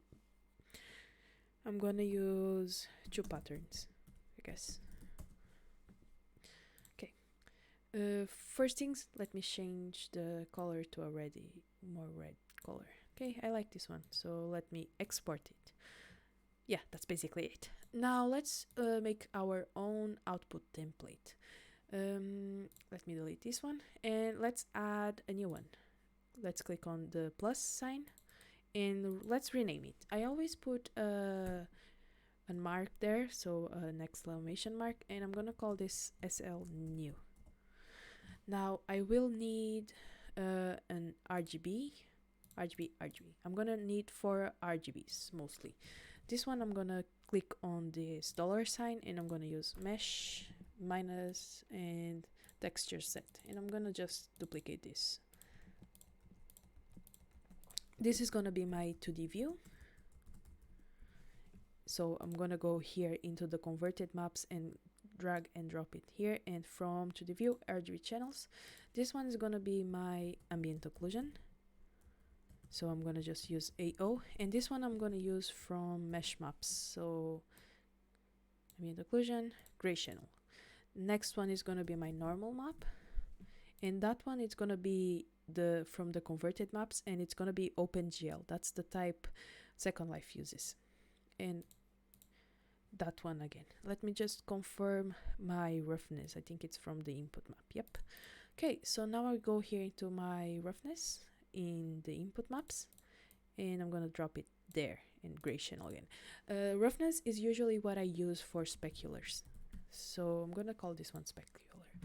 Okay, now you have your output template done, and you can just go here into settings, select the folder you want to export the mesh to, the textures to. So I'm gonna create a new folder called red textures, textures, and I'm gonna create a folder for all the textures I'm gonna do: red, yellow, orange, green, blue, lavender.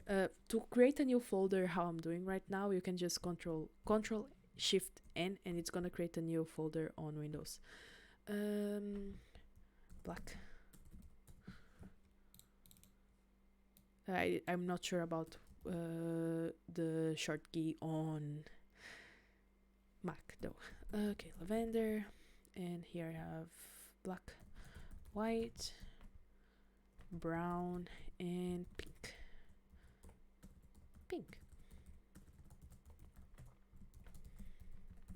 Pattern 1, pattern 2. Okay, now let's save my red.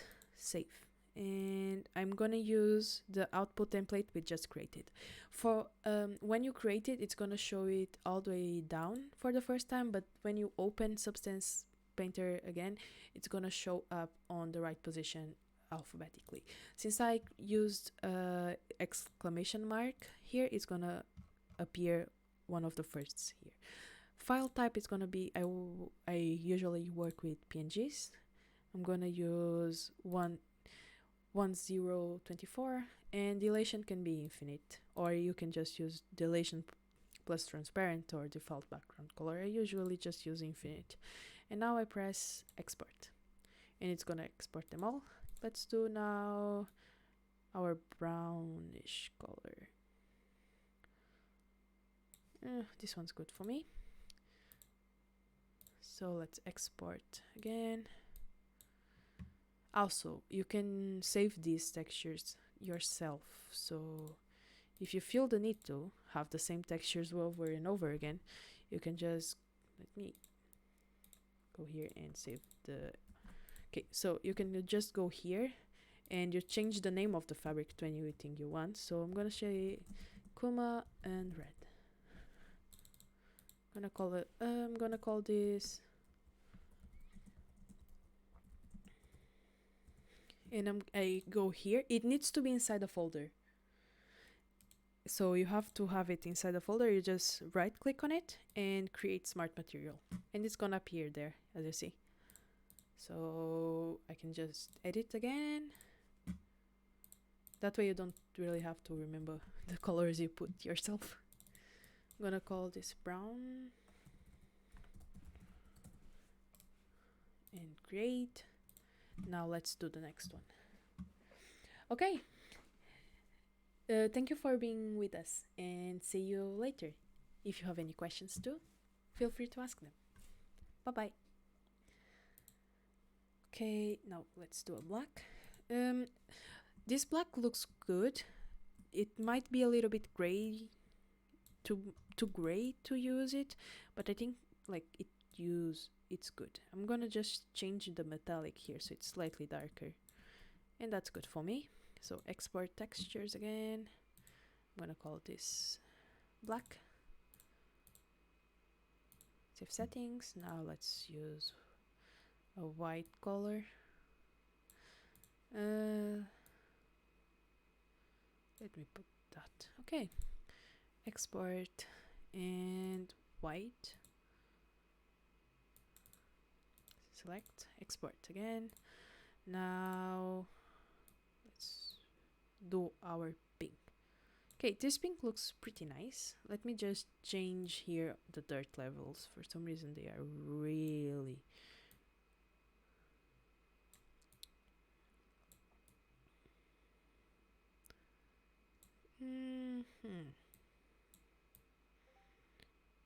Okay, that looks good. Let's export this one again. And this is gonna be pink. Select export. Save base fabric. Now, which ones didn't do yet? I think now lavender color. Yeah, this one looks nice. Export textures and data de modificação. Yeah, lavender. Export and save settings. Again, now I'll make a blue. This blue is actually quite nice. So let's export and do it again. We have to do this for all colors, or you can just use Photoshop to do your swatches. I like to use Substance. Let's do a really cute green. Okay, this green looks nice. Actually, I want more of a lime color. Yeah, this one. Export. Green. Select, export, and save settings. Now let's do our yellow. This one's still slightly too.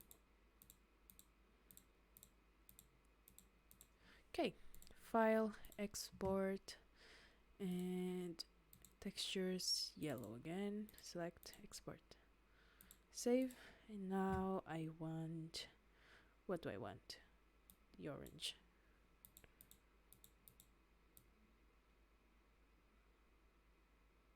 Okay, this one looks nice. Okay, now let me show you how to make a pattern for use on Substance. Okay, so I want, let me find something.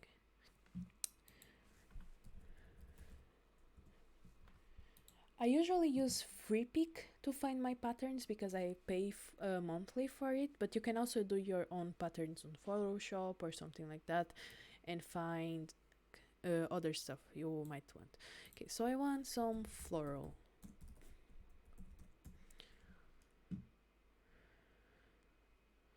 Oh, this one's pretty cute, so I'm gonna use that one.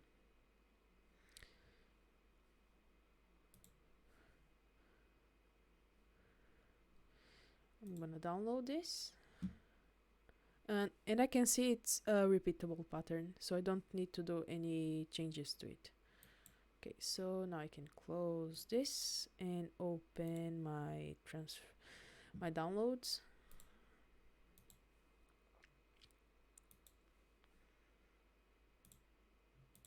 Here it is, and extract to a folder.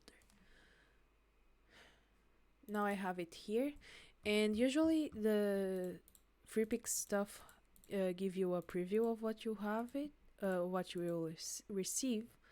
So I'm gonna just go here and file, import resources, and add resources, and I'm gonna add that preview here, and I'm gonna call it a texture. So library my assets, import. Okay, now what I'm gonna do, it's I'm actually gonna use this one I already have here. I'm gonna go into the color input, and instead of using a color, I'm gonna go and click and find my pattern, and it's gonna automatically apply it. The way you do this is actually a fill layer. So if I go here and I click on the bucket, it's gonna add another layer here, and I just go into the base color and I find my pattern and it applies. I find it that it's way bigger than what I need, so I can just go here and I press shift and I decrease the size of it. But I'm gonna use the material I was using already because it gives me a really nice texture. If you find that it's not repeating itself properly, you can fix that by just going into Photoshop or Illustrator. Actually, the patterns from FreePic, you need Illustrator to edit them. Okay, so now we have this. It looks quite cute. So let's export it again.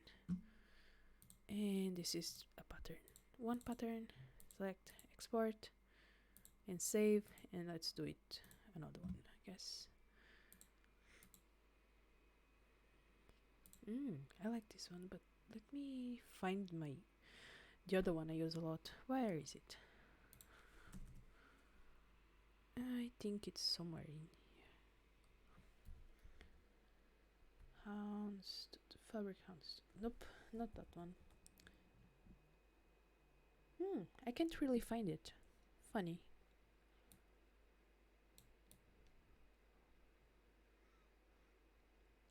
Here it is. It's called preview. Yeah, I'm gonna use this one because I find it really cute. You can't really see the seams in this one. That's bad. Oh, whatever. It looks good. Don't like it as much. Okay, sorry.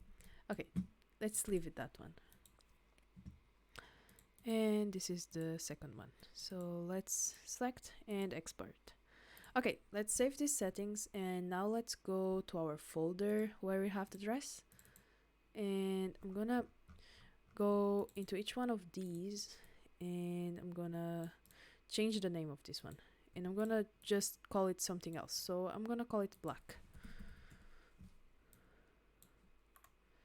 And this is gonna be blue, and I changed that because for me it's easier later to just export all of them.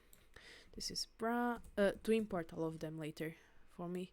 You don't really need to do it this way, to be honest. I just like to do it. But when you have like 200 textures, and I'm exaggerating a little bit here, this can get quite time consuming, so you don't need to do it exactly like this. You can just import them in SL as is.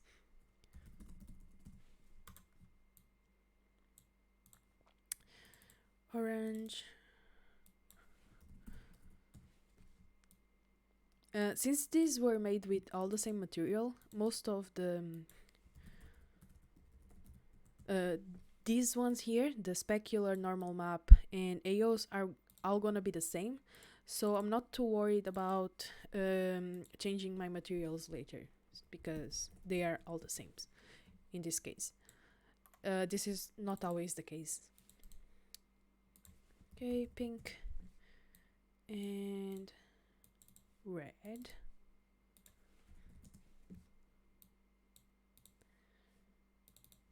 white, and yellow. And I'm gonna call this normal, and this is spec.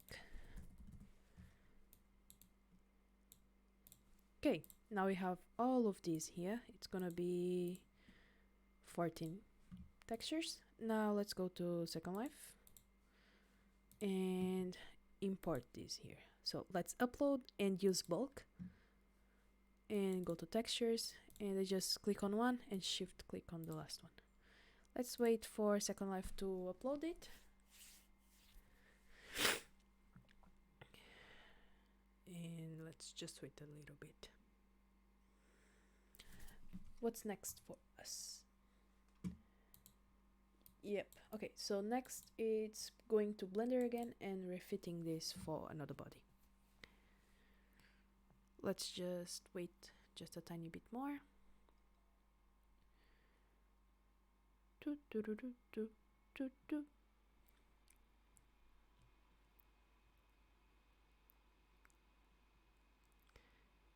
And there it goes.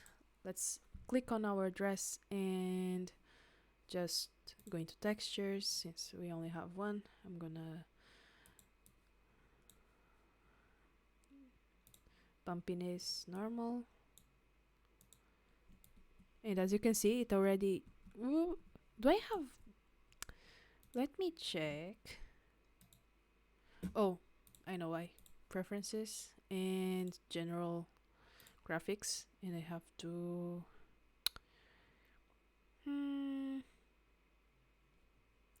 let me make this ultra. Okay, so now you can see the detail here on my dress. Okay, that was weird. Okay, so now you can see the detail on my dress, and you cannot see, and you can see that how it I don't have a texture yet on it. If I were to put like the default texture, you can see that you still can see all the details here, and that's pretty good. Okay, so now let's add a real texture in here. Okay, I'm gonna add my favorite one, the lavender one, and it looks pretty nice. The reflections are really cute. Okay, now let's change this.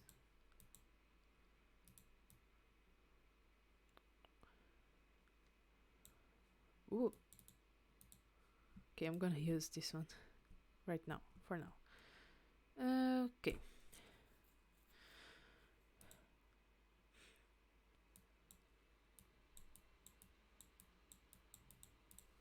Let me click on this, and now let's refit this to fit legacy. Okay, so the way for us to do this, it's we need to actually open the dev kit for legacy, and I'm gonna save this as Meshbody Classic Luna for if we actually needed to do any changes in the future to this dress, I would have the Blender file saved. So let me open our legacy dev kit now, and go here and load UI. Nope. Let's wait a little. Let's take off. Okay, legacy has a lot more stuff, as you can see. I'm gonna hide these. I just want my body here, and I'm gonna import our FBX file. So I want to import an FBX, and I'm gonna use the classic to refit. Where it's quite small, so let's scale it into scale it in 100 sizes. Okay. Oh, it didn't save. It did not save with the armature for some reason, so whatever. Okay, so let's now refit this. there's two ways of us being able to refit this. We can use the proportional editing, and I'm gonna show you how. Just click on where we want to resize, and we move it like that. So like this, I'm gonna move this part slightly down. Okay, so that's how I usually use proportional editing. But for this part, I actually like to use Sculpt tools a lot more. So let's go here into sculpting, and I use the grab brush with really really small strength, and I just go around with my symmetry on, since this is a pretty symmetric dress, and I just take it off the body so it's not poking through it anymore.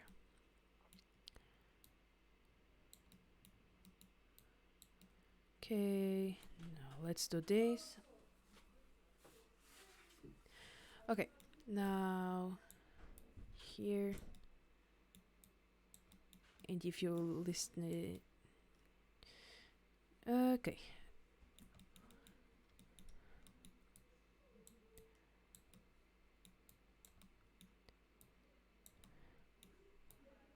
Refitting this way is actually easier for me because I can, how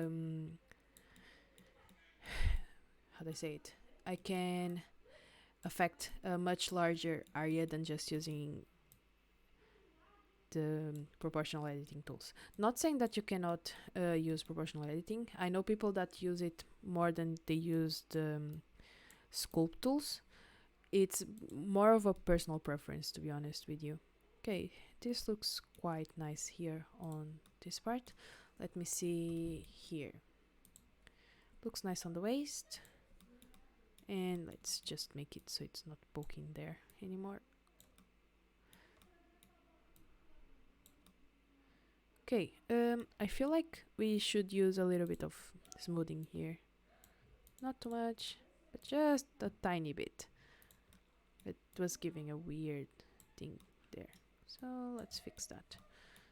That's fixed. Let's just, what's next part? Okay, here. Now we have to fix the shoulder part.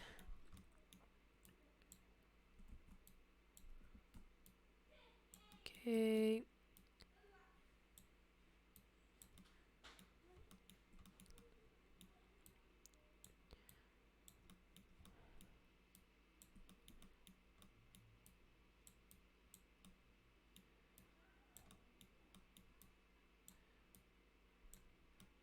On this case, you can also, when you are doing refitting and stuff, you can also just save a DAV file before you solidify it.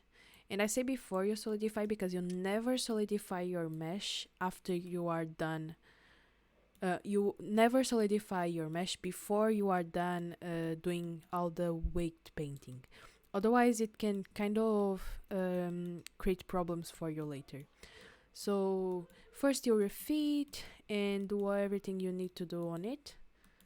As you can see, it's pretty good for legacy. Don't like how this part looks here. Let me just fix that.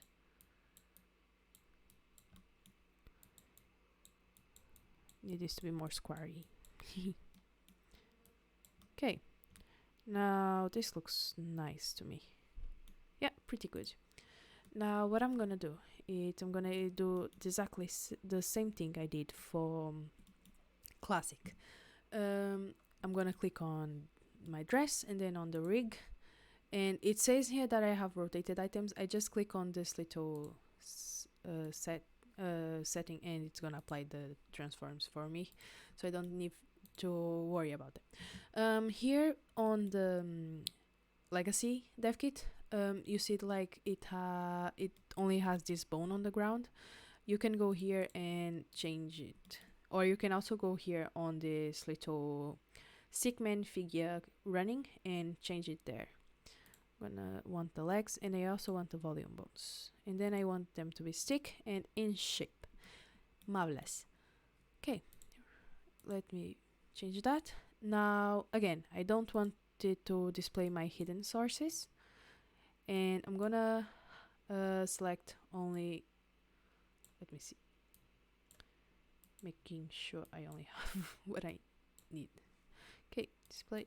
Okay, I have everything hidden but the body I'm using right now, and I'm gonna click on it and bind to armature again. Now let's move it around. Ta-da! It's moving, so it's working. Let's do the same for the boobs. And now let's do our magic trick, or our lazy trick. Go to smooth, all groups, and iterations 10. Looks perfect. Not really, you need to fix that part. Okay, now we go into weights and limit total. And I go here onto the chest. I'm gonna go into 08 actives and subtract a little bit here on the boobs. Looks good to me. Let me see now the pelvis. I think that's the pelvis that's doing that. Yeah, let me take it off a little bit. And now I think I can just... nope, not what I need. What do I need here? I think it's the legs. Let me check the legs.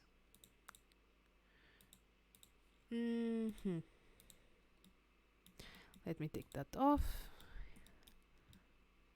And do the same here for the other leg. So... yeah. Okay, looks good for me. It's sticking a little bit there, but let me check if it's not a problem on the fitting. So let me select everything. Yeah, it's a problem on the fitting, so let me fix that. Done. It's fixed. And now okay, now let's check if I don't have any more problems. And let's add a solidify here, but first let's do the same thing I did on the other one. I'm gonna go here onto the extremities of my mesh and add a mark sharp.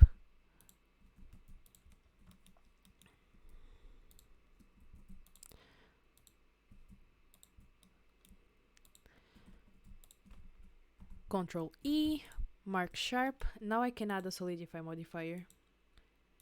And I go here into this triangle, auto smooth. If it appears auto smooth and it appears that it's grayed out, you have to go into custom, into geometry data and clear custom split normal data. And now you can move it around. Now,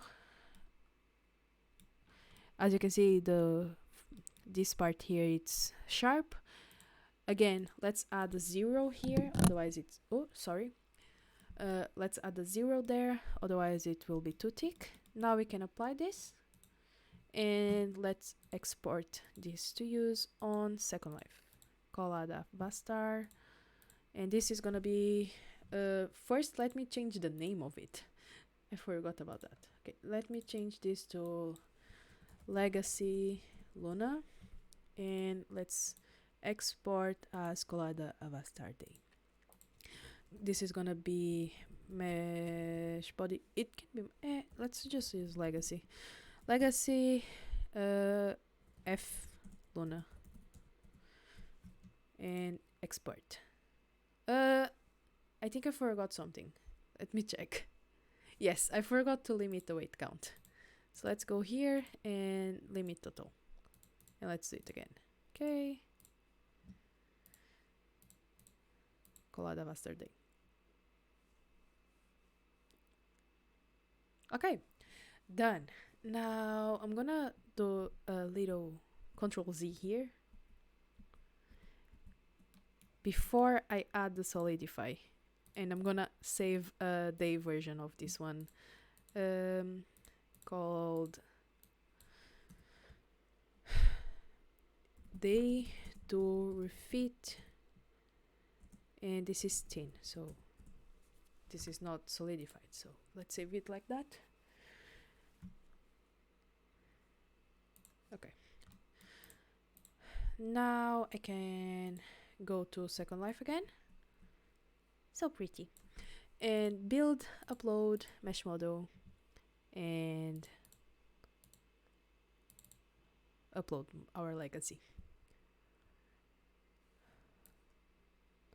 Looks good. The joint positions look good too.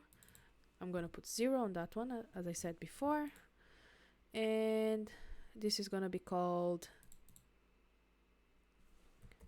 Kuma Luna dress, and let's call it legacy.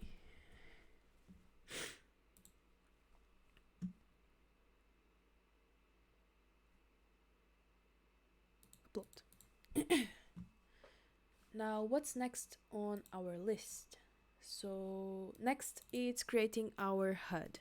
So let me detach both of these, and I'm gonna drop them on the ground.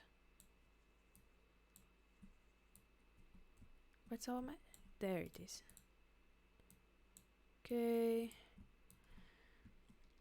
What I'm gonna do now is I'm gonna drop the shininess, and I'm gonna drop the bumpiness here. And as you can see, that already changes a lot. So let's put lavender again, just because. Okay. Now this one is called, it's the right name, it's the right name. Okay, let's now go to Photoshop to create our HUD design. Let me close this. I'm gonna save our project, and I'm gonna save it on, I'm gonna call it Luna SPS Painter. And will it close? Yes, it closed. Now let's open Photoshop. Okay. Now let's do the HUD, and we are almost done. This is where we will be doing the scripting part. It's not really hard, and also taking our art pictures. Ta-da!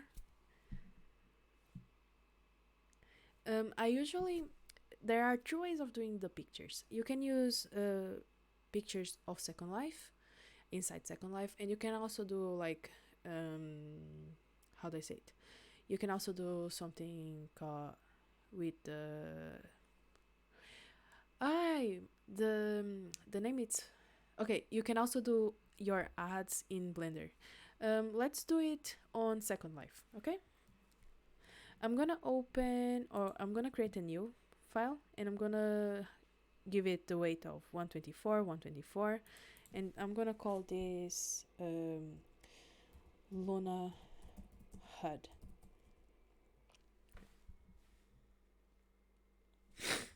Okay, now I have something here. I'm gonna open my logo, just because it has the colors I want. So I'm gonna open it, and it also has the name I want. So I'm gonna grab it. Thank you, Semi. Happy that you liked it. Bye bye. Take care. I'm gonna click on my background and on my letters, and I'm gonna press Ctrl and just drag and drop here. It's quite big, so let me use Ctrl T to resize it.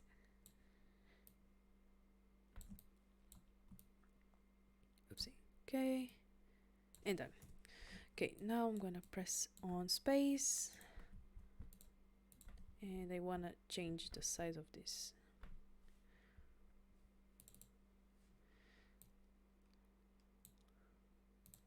Yep. Shift to snap it. I'm gonna Control Alt, and and this is Luna dress. Select everything, and I want this one. Okay, this is quite big, so let me resize it and move it slightly up. Now I'm gonna open one of my swatches, and I go here, Luna textures, and I open whatever. It doesn't matter, I just need one of them. Now I'm gonna open all of them and do it this way. Enter until I have them all. Now what I do is let me change, cancel.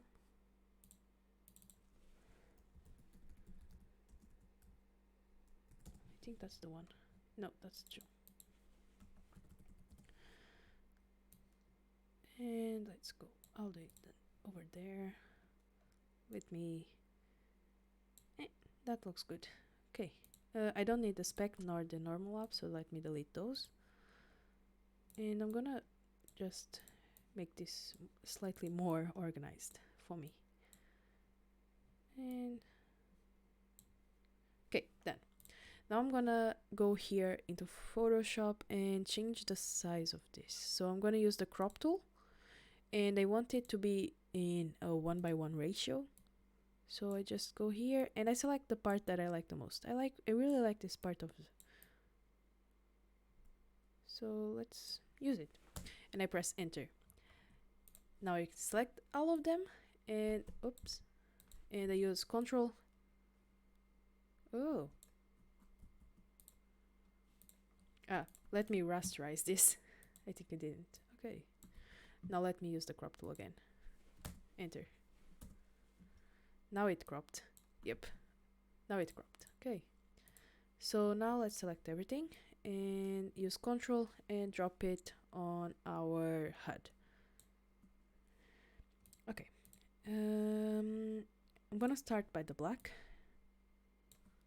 And I just use Control to move the one I have selected. So let me put it there. Where's blue? And it's kind of going to snap in place. And as you can see, they are slightly bigger than what I need them to be. So let me make them slightly smaller. Where is our lavender?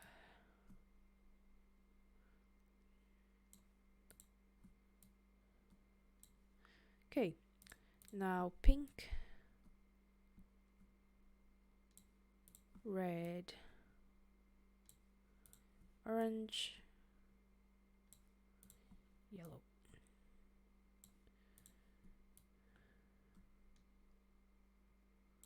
And now my two patterns.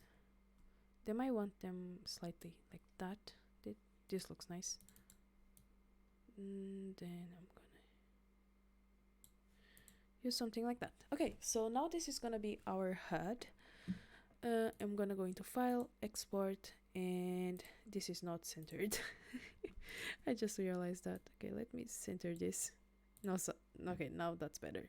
Okay, let's File, Export, Quick Export as PNG, and we go to where we have everything, and we just use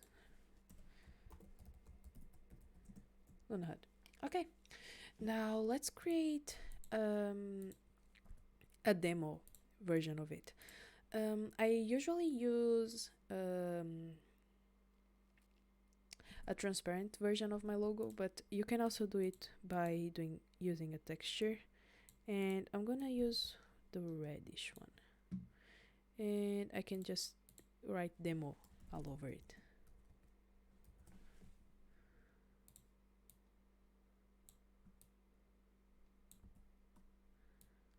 So Alt, and then you select Alt again.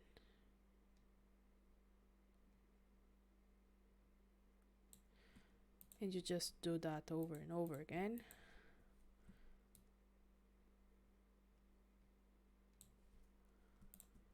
And let me go here and rasterize type and merge layers. So I can just go and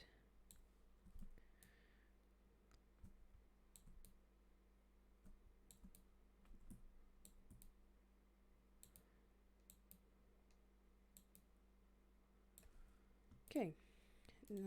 I merge again and that way. merge and move it to the side. So this looks okay. I can also make it so it's a multiply, no, an overlay, so it doesn't go over the top of our mesh too much. So export, quick export as PNG, and this is our demo red. Then what I also like to do is I just create this and file, export, quick export as PNG, and demo text. Guardar. And let me have this, and let me crop this. So let's crop it. I don't want this. I want a ratio, whatever. Ratio? No. Okay, that one. Yeah.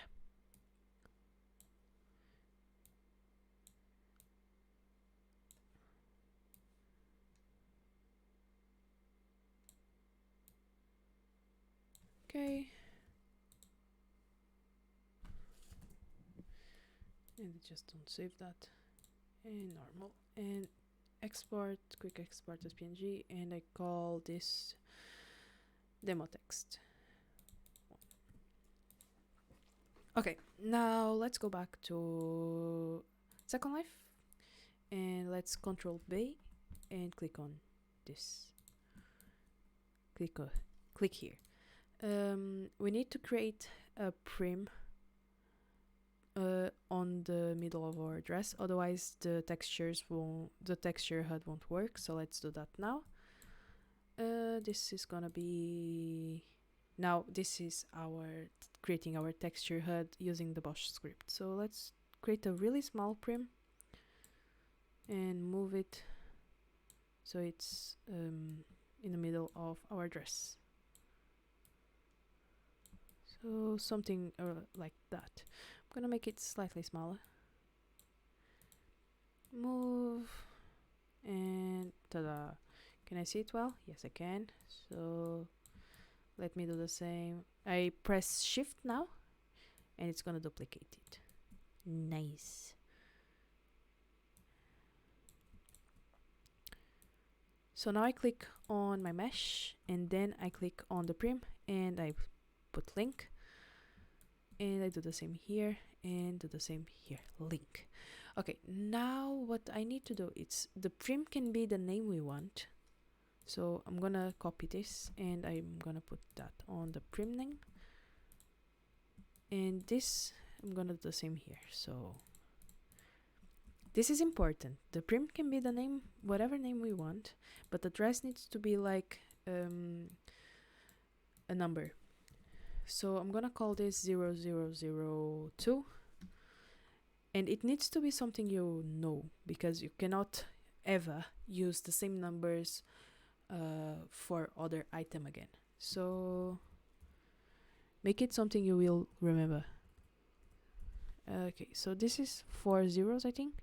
Yeah, 4 zeros. Yes. Okay, now let me create another Control B, and I'm gonna create another cube.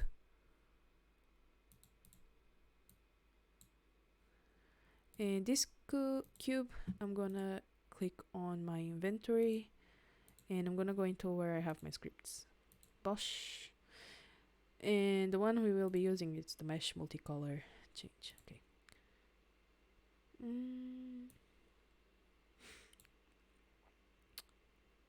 Okay, now let me make sure which one this face is. So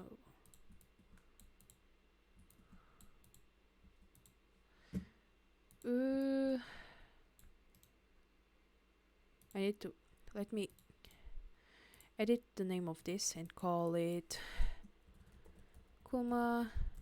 Oh, for some reason I have my caps lock on. Kuma, and this is gonna be Luna dress HUD. Okay, and I'm gonna take this, resend, and attach to HUD bottom. Just because I want to make sure I have the right face on. Select face, texture, texture. I think I have to upload. So I'm gonna upload image and Luna HUD, yes. Textures, Luna HUD, and it's applied to where I need it. So let me detach this and I can drop it on the ground again. That was just to make sure it was not rotated. So, okay. Looks good. Let's now create more prims. So we need to create a prim for every one of these swatches. So Control B and stretch and make it small. Oh, that was too much. And move it.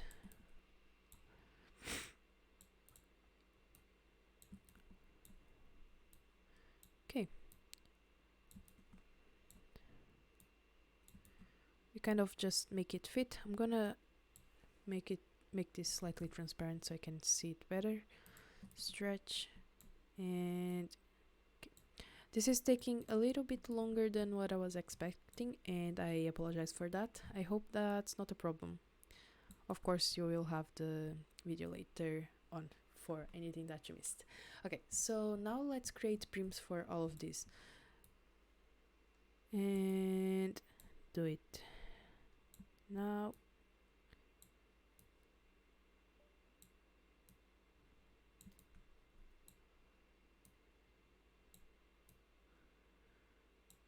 Okay.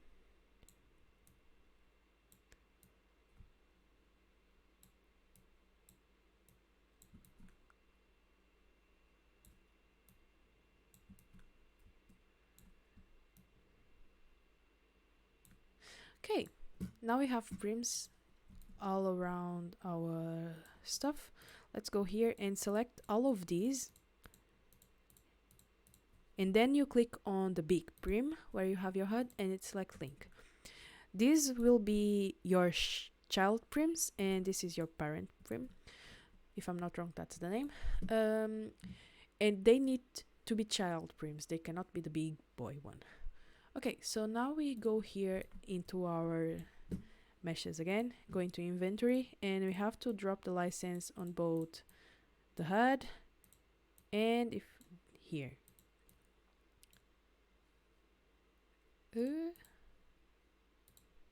Yeah, okay, so now the license is activated.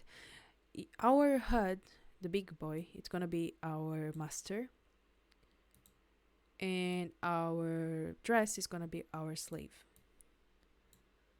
Okay, now what we wanna do is go into each one of these and edit linked, and these ones need to have, if I'm not wrong, these ones need to be texture and 2 dots 00004 because 0002. This one needs to be texture and then the number of your dress. So my dress is 2. This number needs to be 2 too. This number needs to be the same. Okay, then if I click here into edit linked, it's gonna be right. Okay, now what I need is I need to make each one of these the UID of my texture. So I'm gonna go here and I'm gonna click and copy asset UID. And let me do this for each one of them.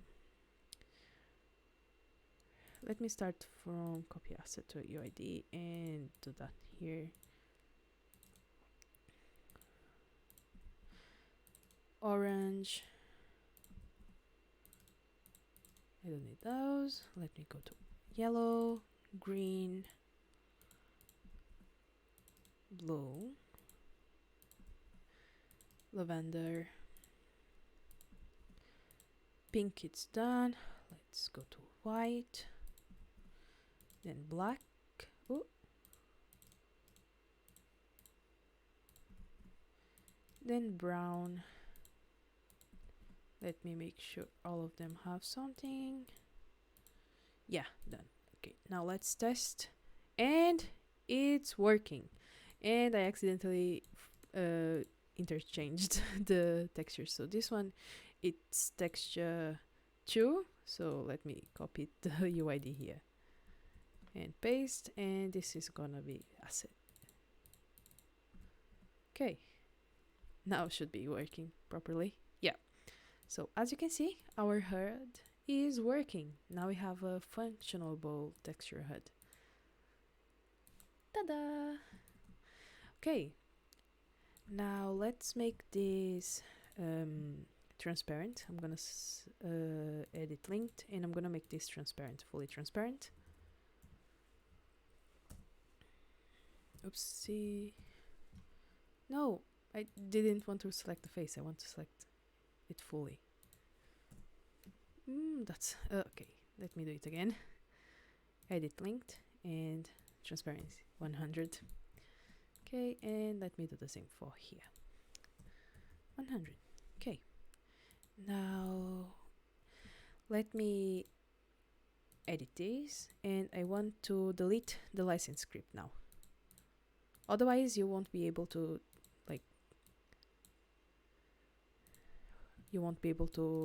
sell this because it will not be transferable. So let's do that for all of these. Yes. Okay, now I'm gonna go here and I'm gonna drop on the ground another one of this. And this time this is gonna be my demo. So let me change the name here. This is demo. And same as here.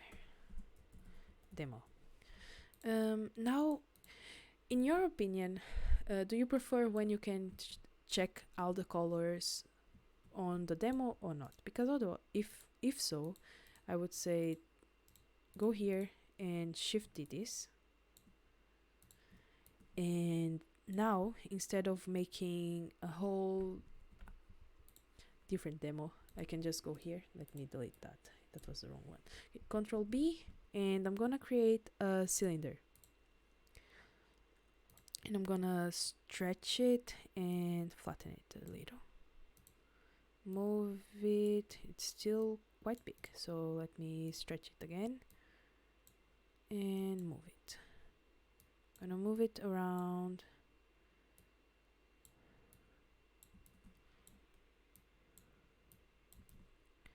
Yeah, so this is gonna be where my demo thingy will be. I'm gonna call this, and I'm gonna select the top face and the bottom face of both and make that transparent. And then I'm gonna go here into build, upload, and go into image again and go where I saved my demo text, and I'm gonna use the small one. So I can go here and select this face and use that one. It's quite big, so let me stretch that. So I move it.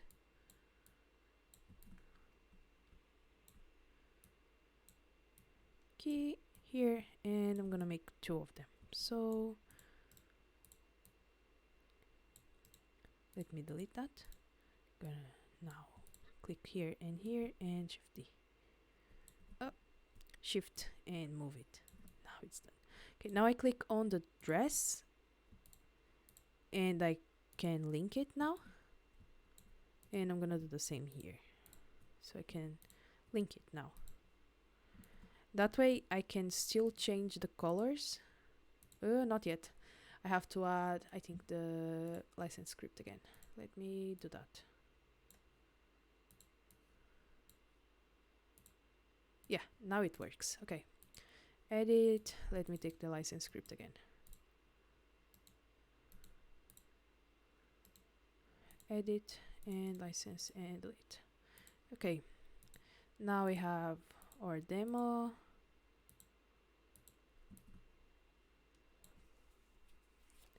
Good.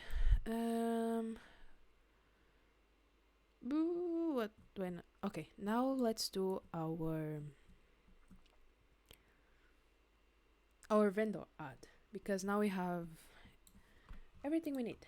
So let's do our vendor ad, and then we can pack this and be ready to ship it. I'm gonna take one of these from the ground. I'm gonna take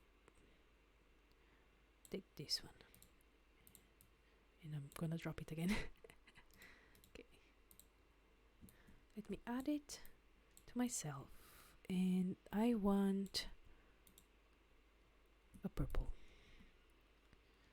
Okay, now what can I do? I want a cute pose. So you have a lot of poses on the marketplace. So let me go to marketplace here. Let me see if it's working, because it wasn't working properly. Okay, so let's go to Fox City. And they have some nice poses, I think. Let me see if I find something I like. So I want animations, I think. Yep.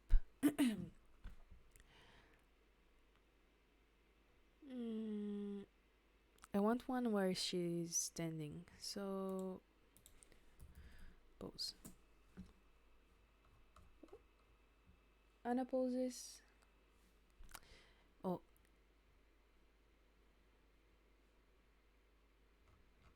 Let me put just moderate.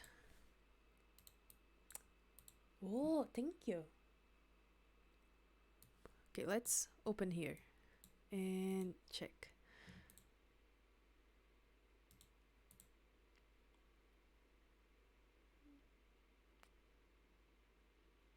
I really like this one on Frankfurt, so I'm gonna buy this one.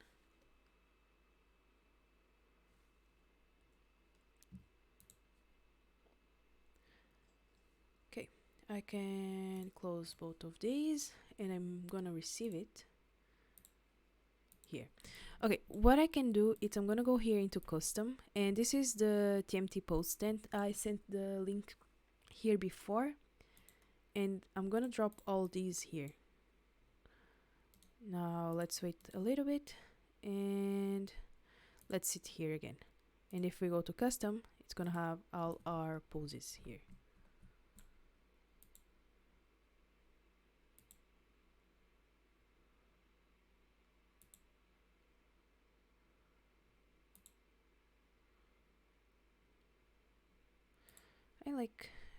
I think that was the one I liked. Yep, that was the one I liked. And let me go here and find my Lelutka axis HUD. Here it is. So I can... Oh, fork. Okay. Oopsie, discard.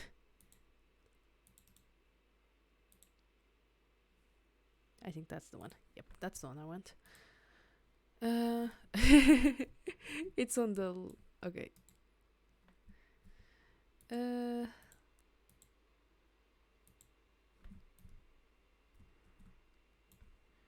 Gonna move it, and I want her to be smiling, so let me put it smiling.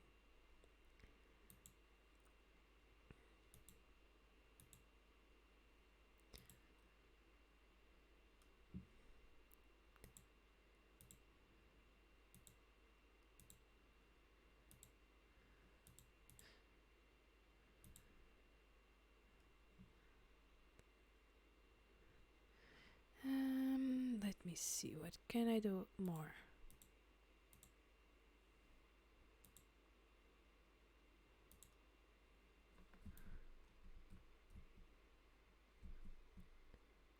Okay, let me take off that.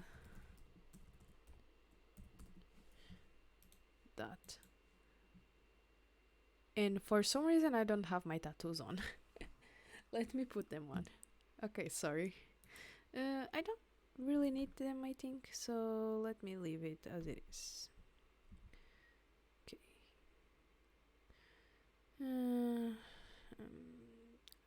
Do I need shoes? No, I don't.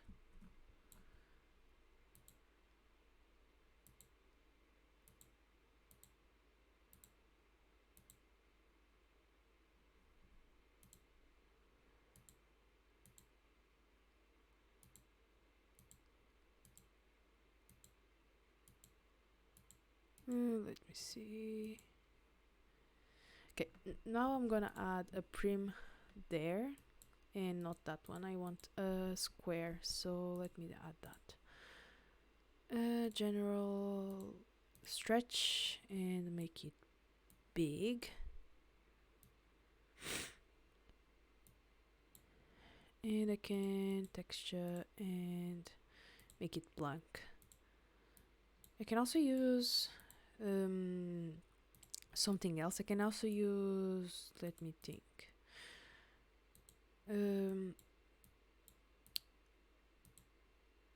backdrops, but I'm not really in the mood of going shopping for them right now, so I'm not gonna use that. I'm gonna make this blank, and this is gonna be okay. Now what can I do here now? I use 0 so I can make it so I can go closer and not have this weird distortion going on. I'm still not really satisfied with this pose, so let me see the poses I have here. Oh, this, nope. Where?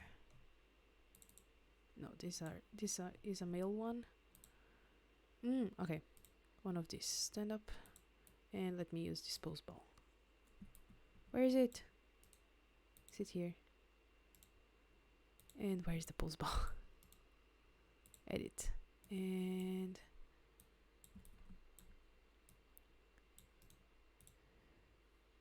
stretch, and now I can use, where is the pose ball again?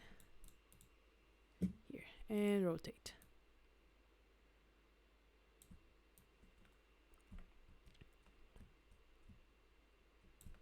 Yeah, I can also be using some pose balls, so let me do that.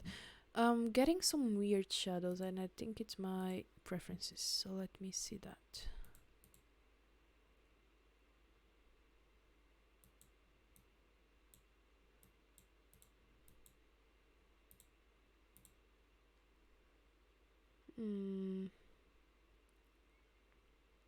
Okay, cancel. Let me leave it like that, and I'm gonna add another prim here, and I'm gonna move it here so I have,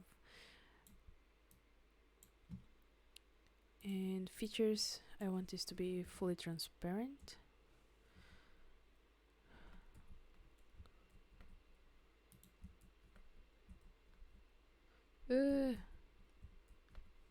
Nope, I can't find this. Okay, what? I just killed my prim. Object and features, light, and this is slightly, I want a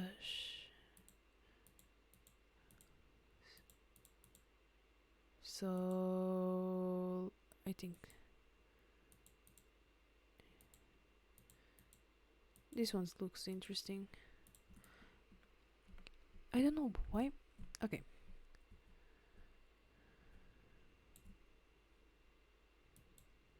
Now let me minimize that. Let me go to photo tools, and I think it's something here on my shadow stuff.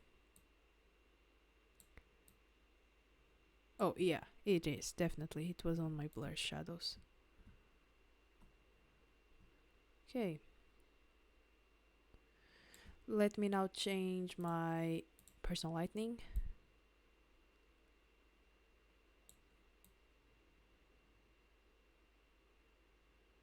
As you can see, this affects quite a bit. Okay. Now let me see and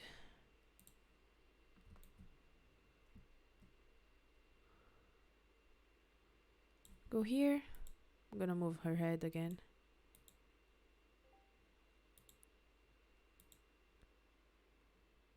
Cute. Now we go into screenshot, and I'm gonna save it to my disk. So I'm gonna want quite a big size. So custom, and I'm gonna put 248, and I'm not gonna constrain the proportions. And 120, I think. Let me see how that looks. Yeah, that looks good for me. I'm gonna move it slightly to the side. Refresh.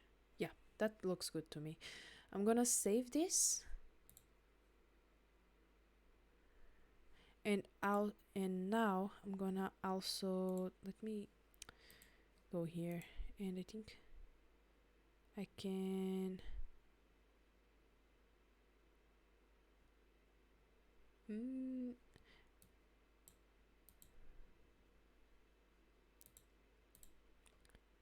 oh, okay, that was not what I intended to do. Let me add some control 9. Yeah, 9. And I'm gonna add some versions of my dress here. So I want to shift this. And just because I'm kind of lazy right now.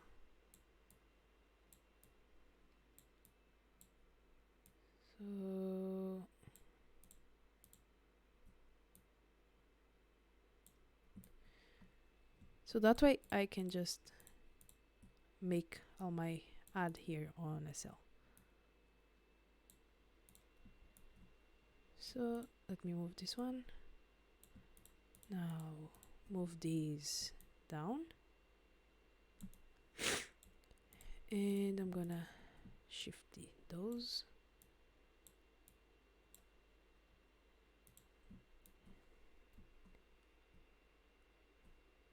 And now if I do this again, these ones need to be really, really smaller.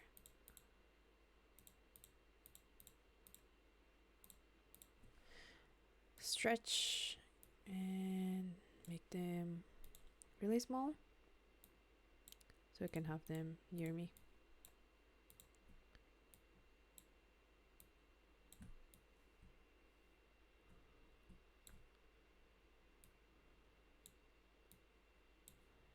And rotate.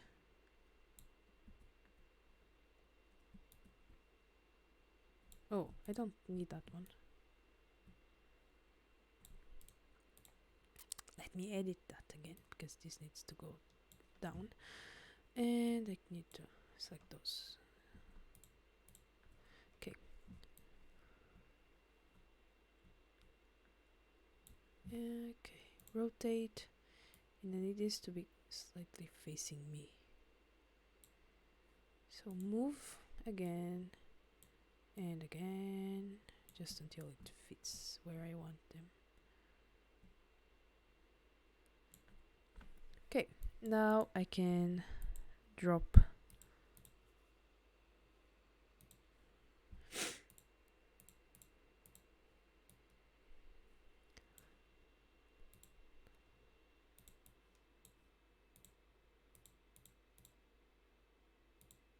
white, yellow, orange, red, and next one is pink, lavender, blue, green, brown, and where's black? Here it is. And then we have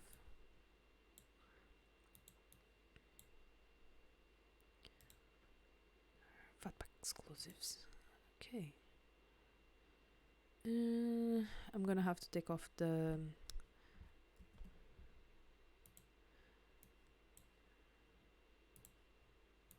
light that's here,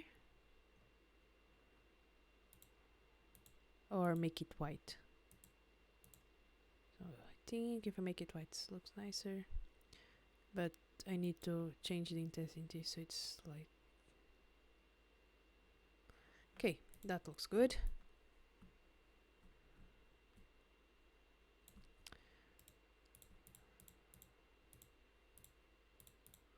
Let me make it. Can I make it smaller? I don't think so. Yeah, I don't think so. Okay, so let me move it down.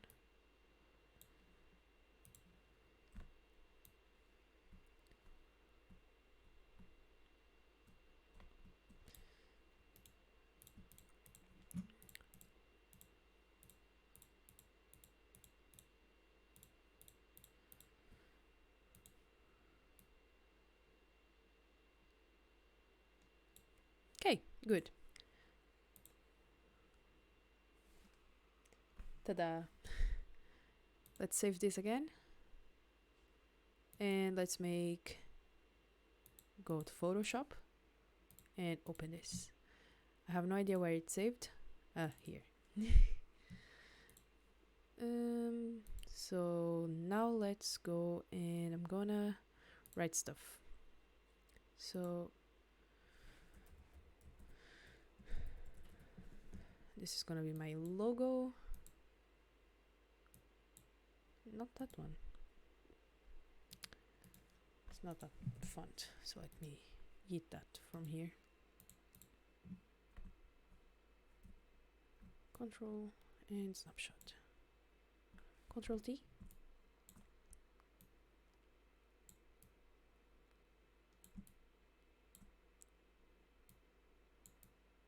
Let's use the spaces I have here. Kuma and Luna dress. This is way too big. Now I know the name of the font.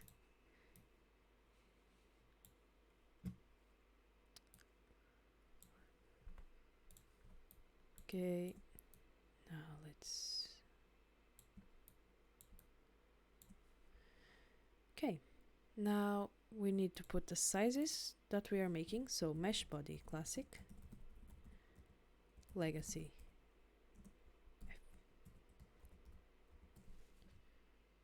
and we make it slightly smaller.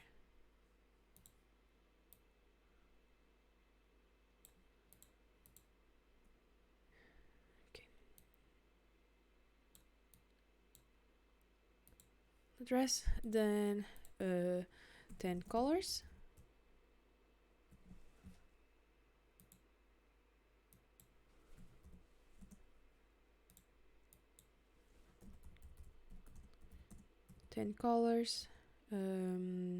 Two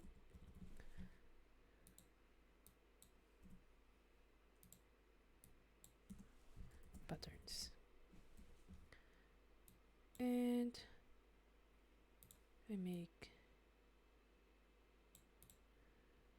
Okay, that's good for me. Export, click export as PNG, and I'm gonna call this vendor add. Now, if I'm not wrong, for marketplace we have to make it exact size. So let's just check that. My marketplace, my merchant home, and manage listings. Yeah. Okay. Now let's set up this on...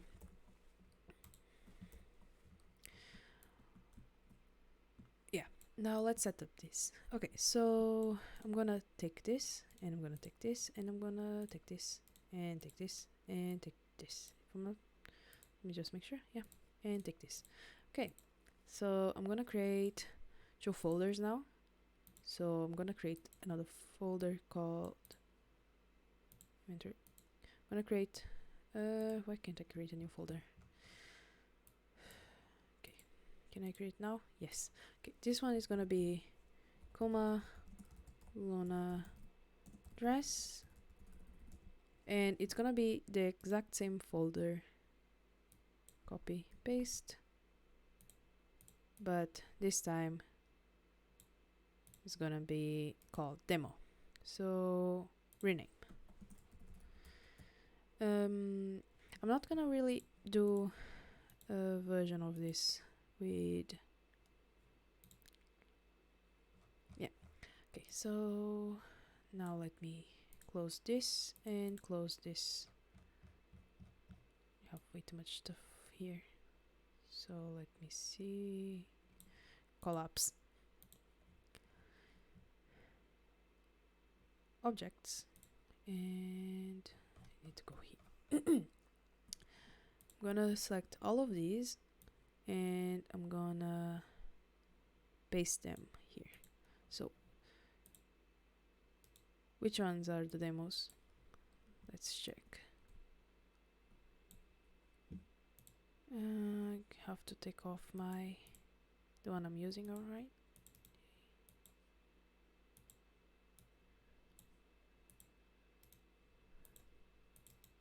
Okay, this one is the demo, that one is the demo.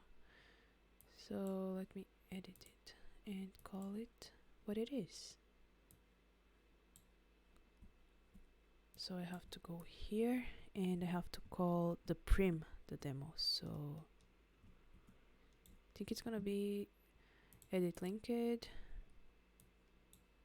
and exactly that one. I need this to be called demo, please. Let me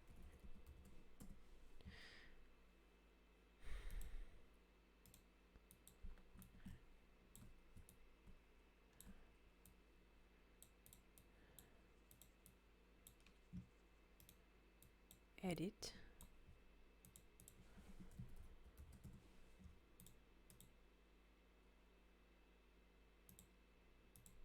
Edit. Now, did it change? Yes, it did. And this one, it also changed. Okay, so now take and take. And I delete both of these. Yep. Add. And this time I'm gonna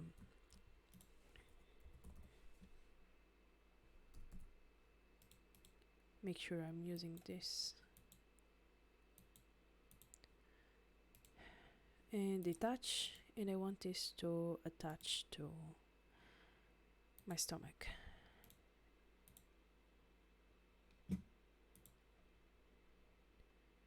Now let me see.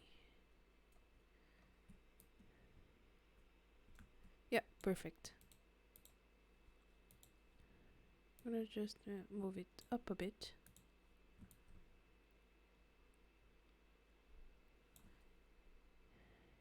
Yep. Okay, now I go here and add this one. But this one is to add touch to stomach again. Where is it? Yeah, here. And I'm gonna edit again. Okay, I'm also almost done, so see you later. Kisses. Bye bye. And attach to stomach again, and attach to stomach again.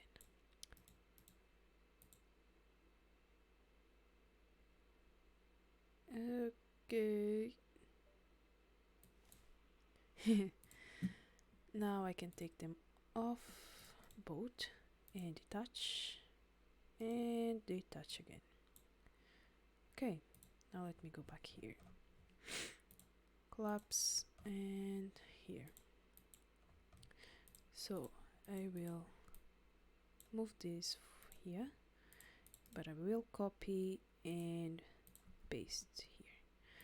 So properties, next owner can copy but cannot transfer.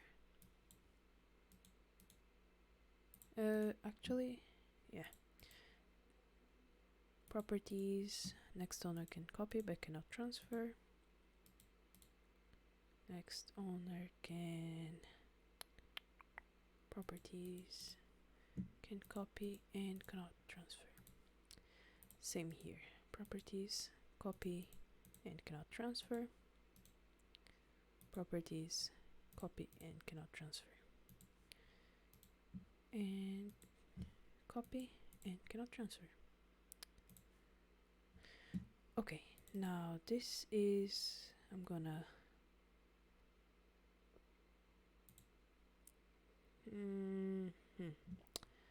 now I need to copy this to marketplace listings, and I'm also gonna copy this to marketplace listings, and that's how you put something on the marketplace to list. Now unlisted, unassociated, create listing. Okay, create listing. Okay, this is, now I'm gonna go here and F5 on address. Oopsie.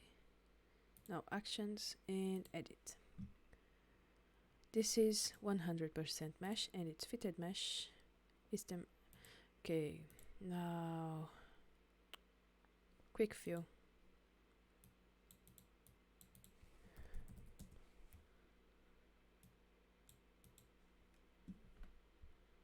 Yeah. Fitted to Meshbody Classic. 12 colors, 10 colors. Colors, 2 patterns. And legacy. This is Luna dress, fat pack. This item is for Meshbody Classic and Legacy Female. The package includes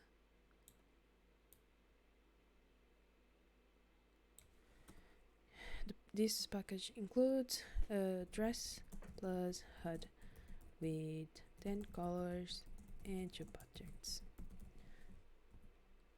Permissions are copy only, and thank you for buying. 5 segundos. Boa noite. Também. Thank you for purchasing. Cool. And that was my mom.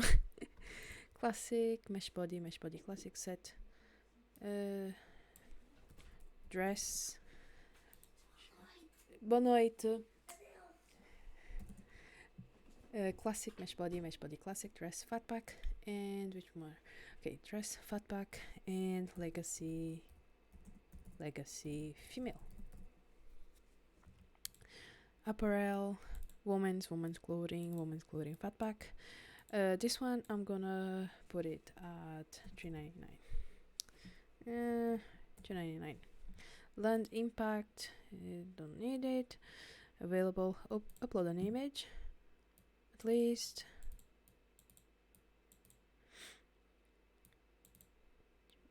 Okay, maximum file size. I think I'm not lucky. Oh, did it? Where is it?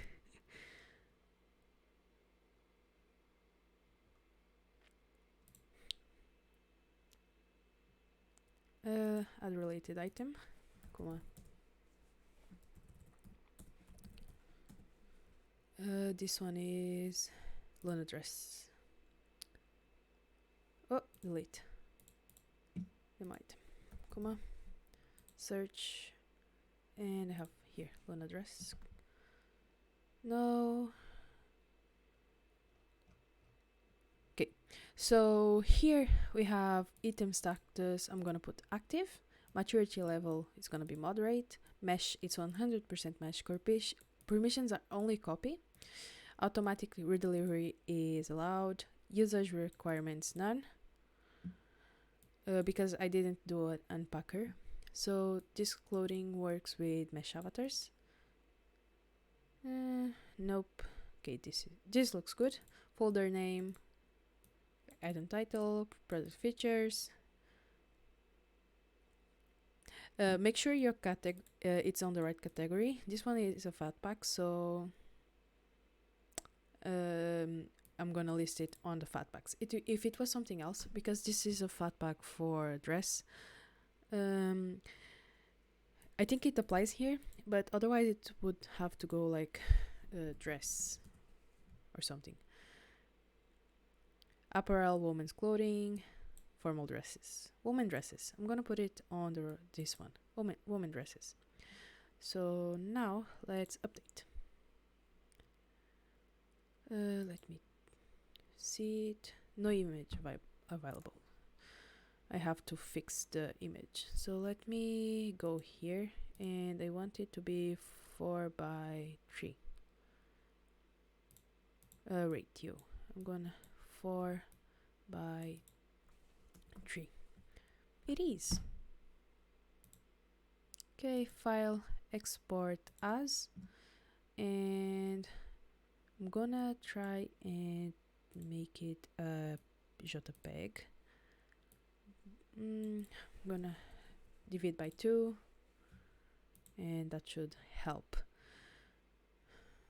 Okay, export, and I'm gonna call this vendor add.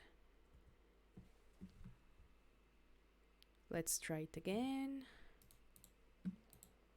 Press, and let me actions and edit.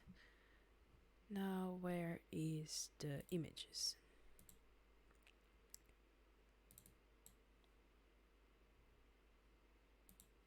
Did it help? I have no idea. Yes, it works now.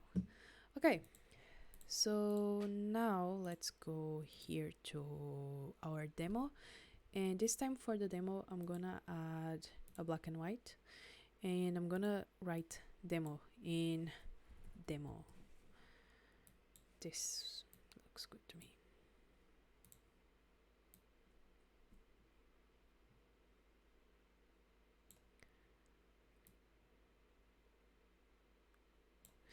Okay, I'm gonna make this red.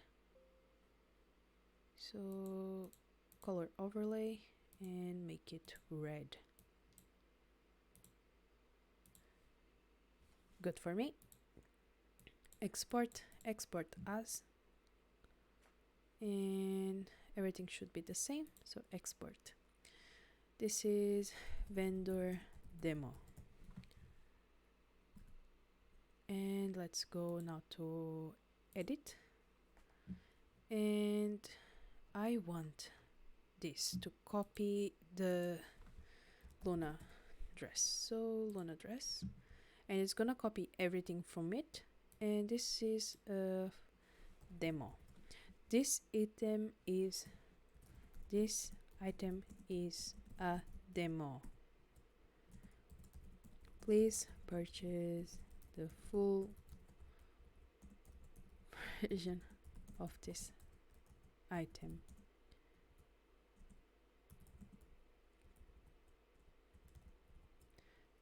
Okay. Thank you for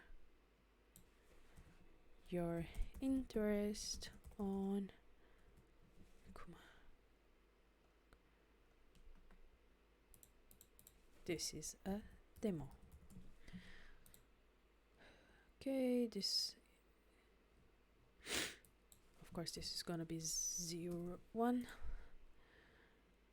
For demos, just make it 1, whatever. Okay, related item, Luna.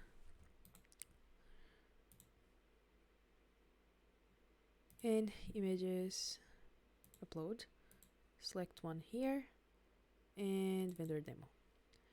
Update. So, oh, I forgot something. Yes, I did. Edit. So let's make it active. And since it's a demo, let's make it 0, I guess. And now that's done. So if we go here now, it's gonna have all the information we need. Get the demo version. It's gonna go to the demo version. Ta-da! And that's the listing. And that's actually done for our tutorial for today. It was a lot. Okay, let me check just one more time if these are working. Yes, they are. They look pretty good. So detach, and let's try here these ones again. Detach and HUD.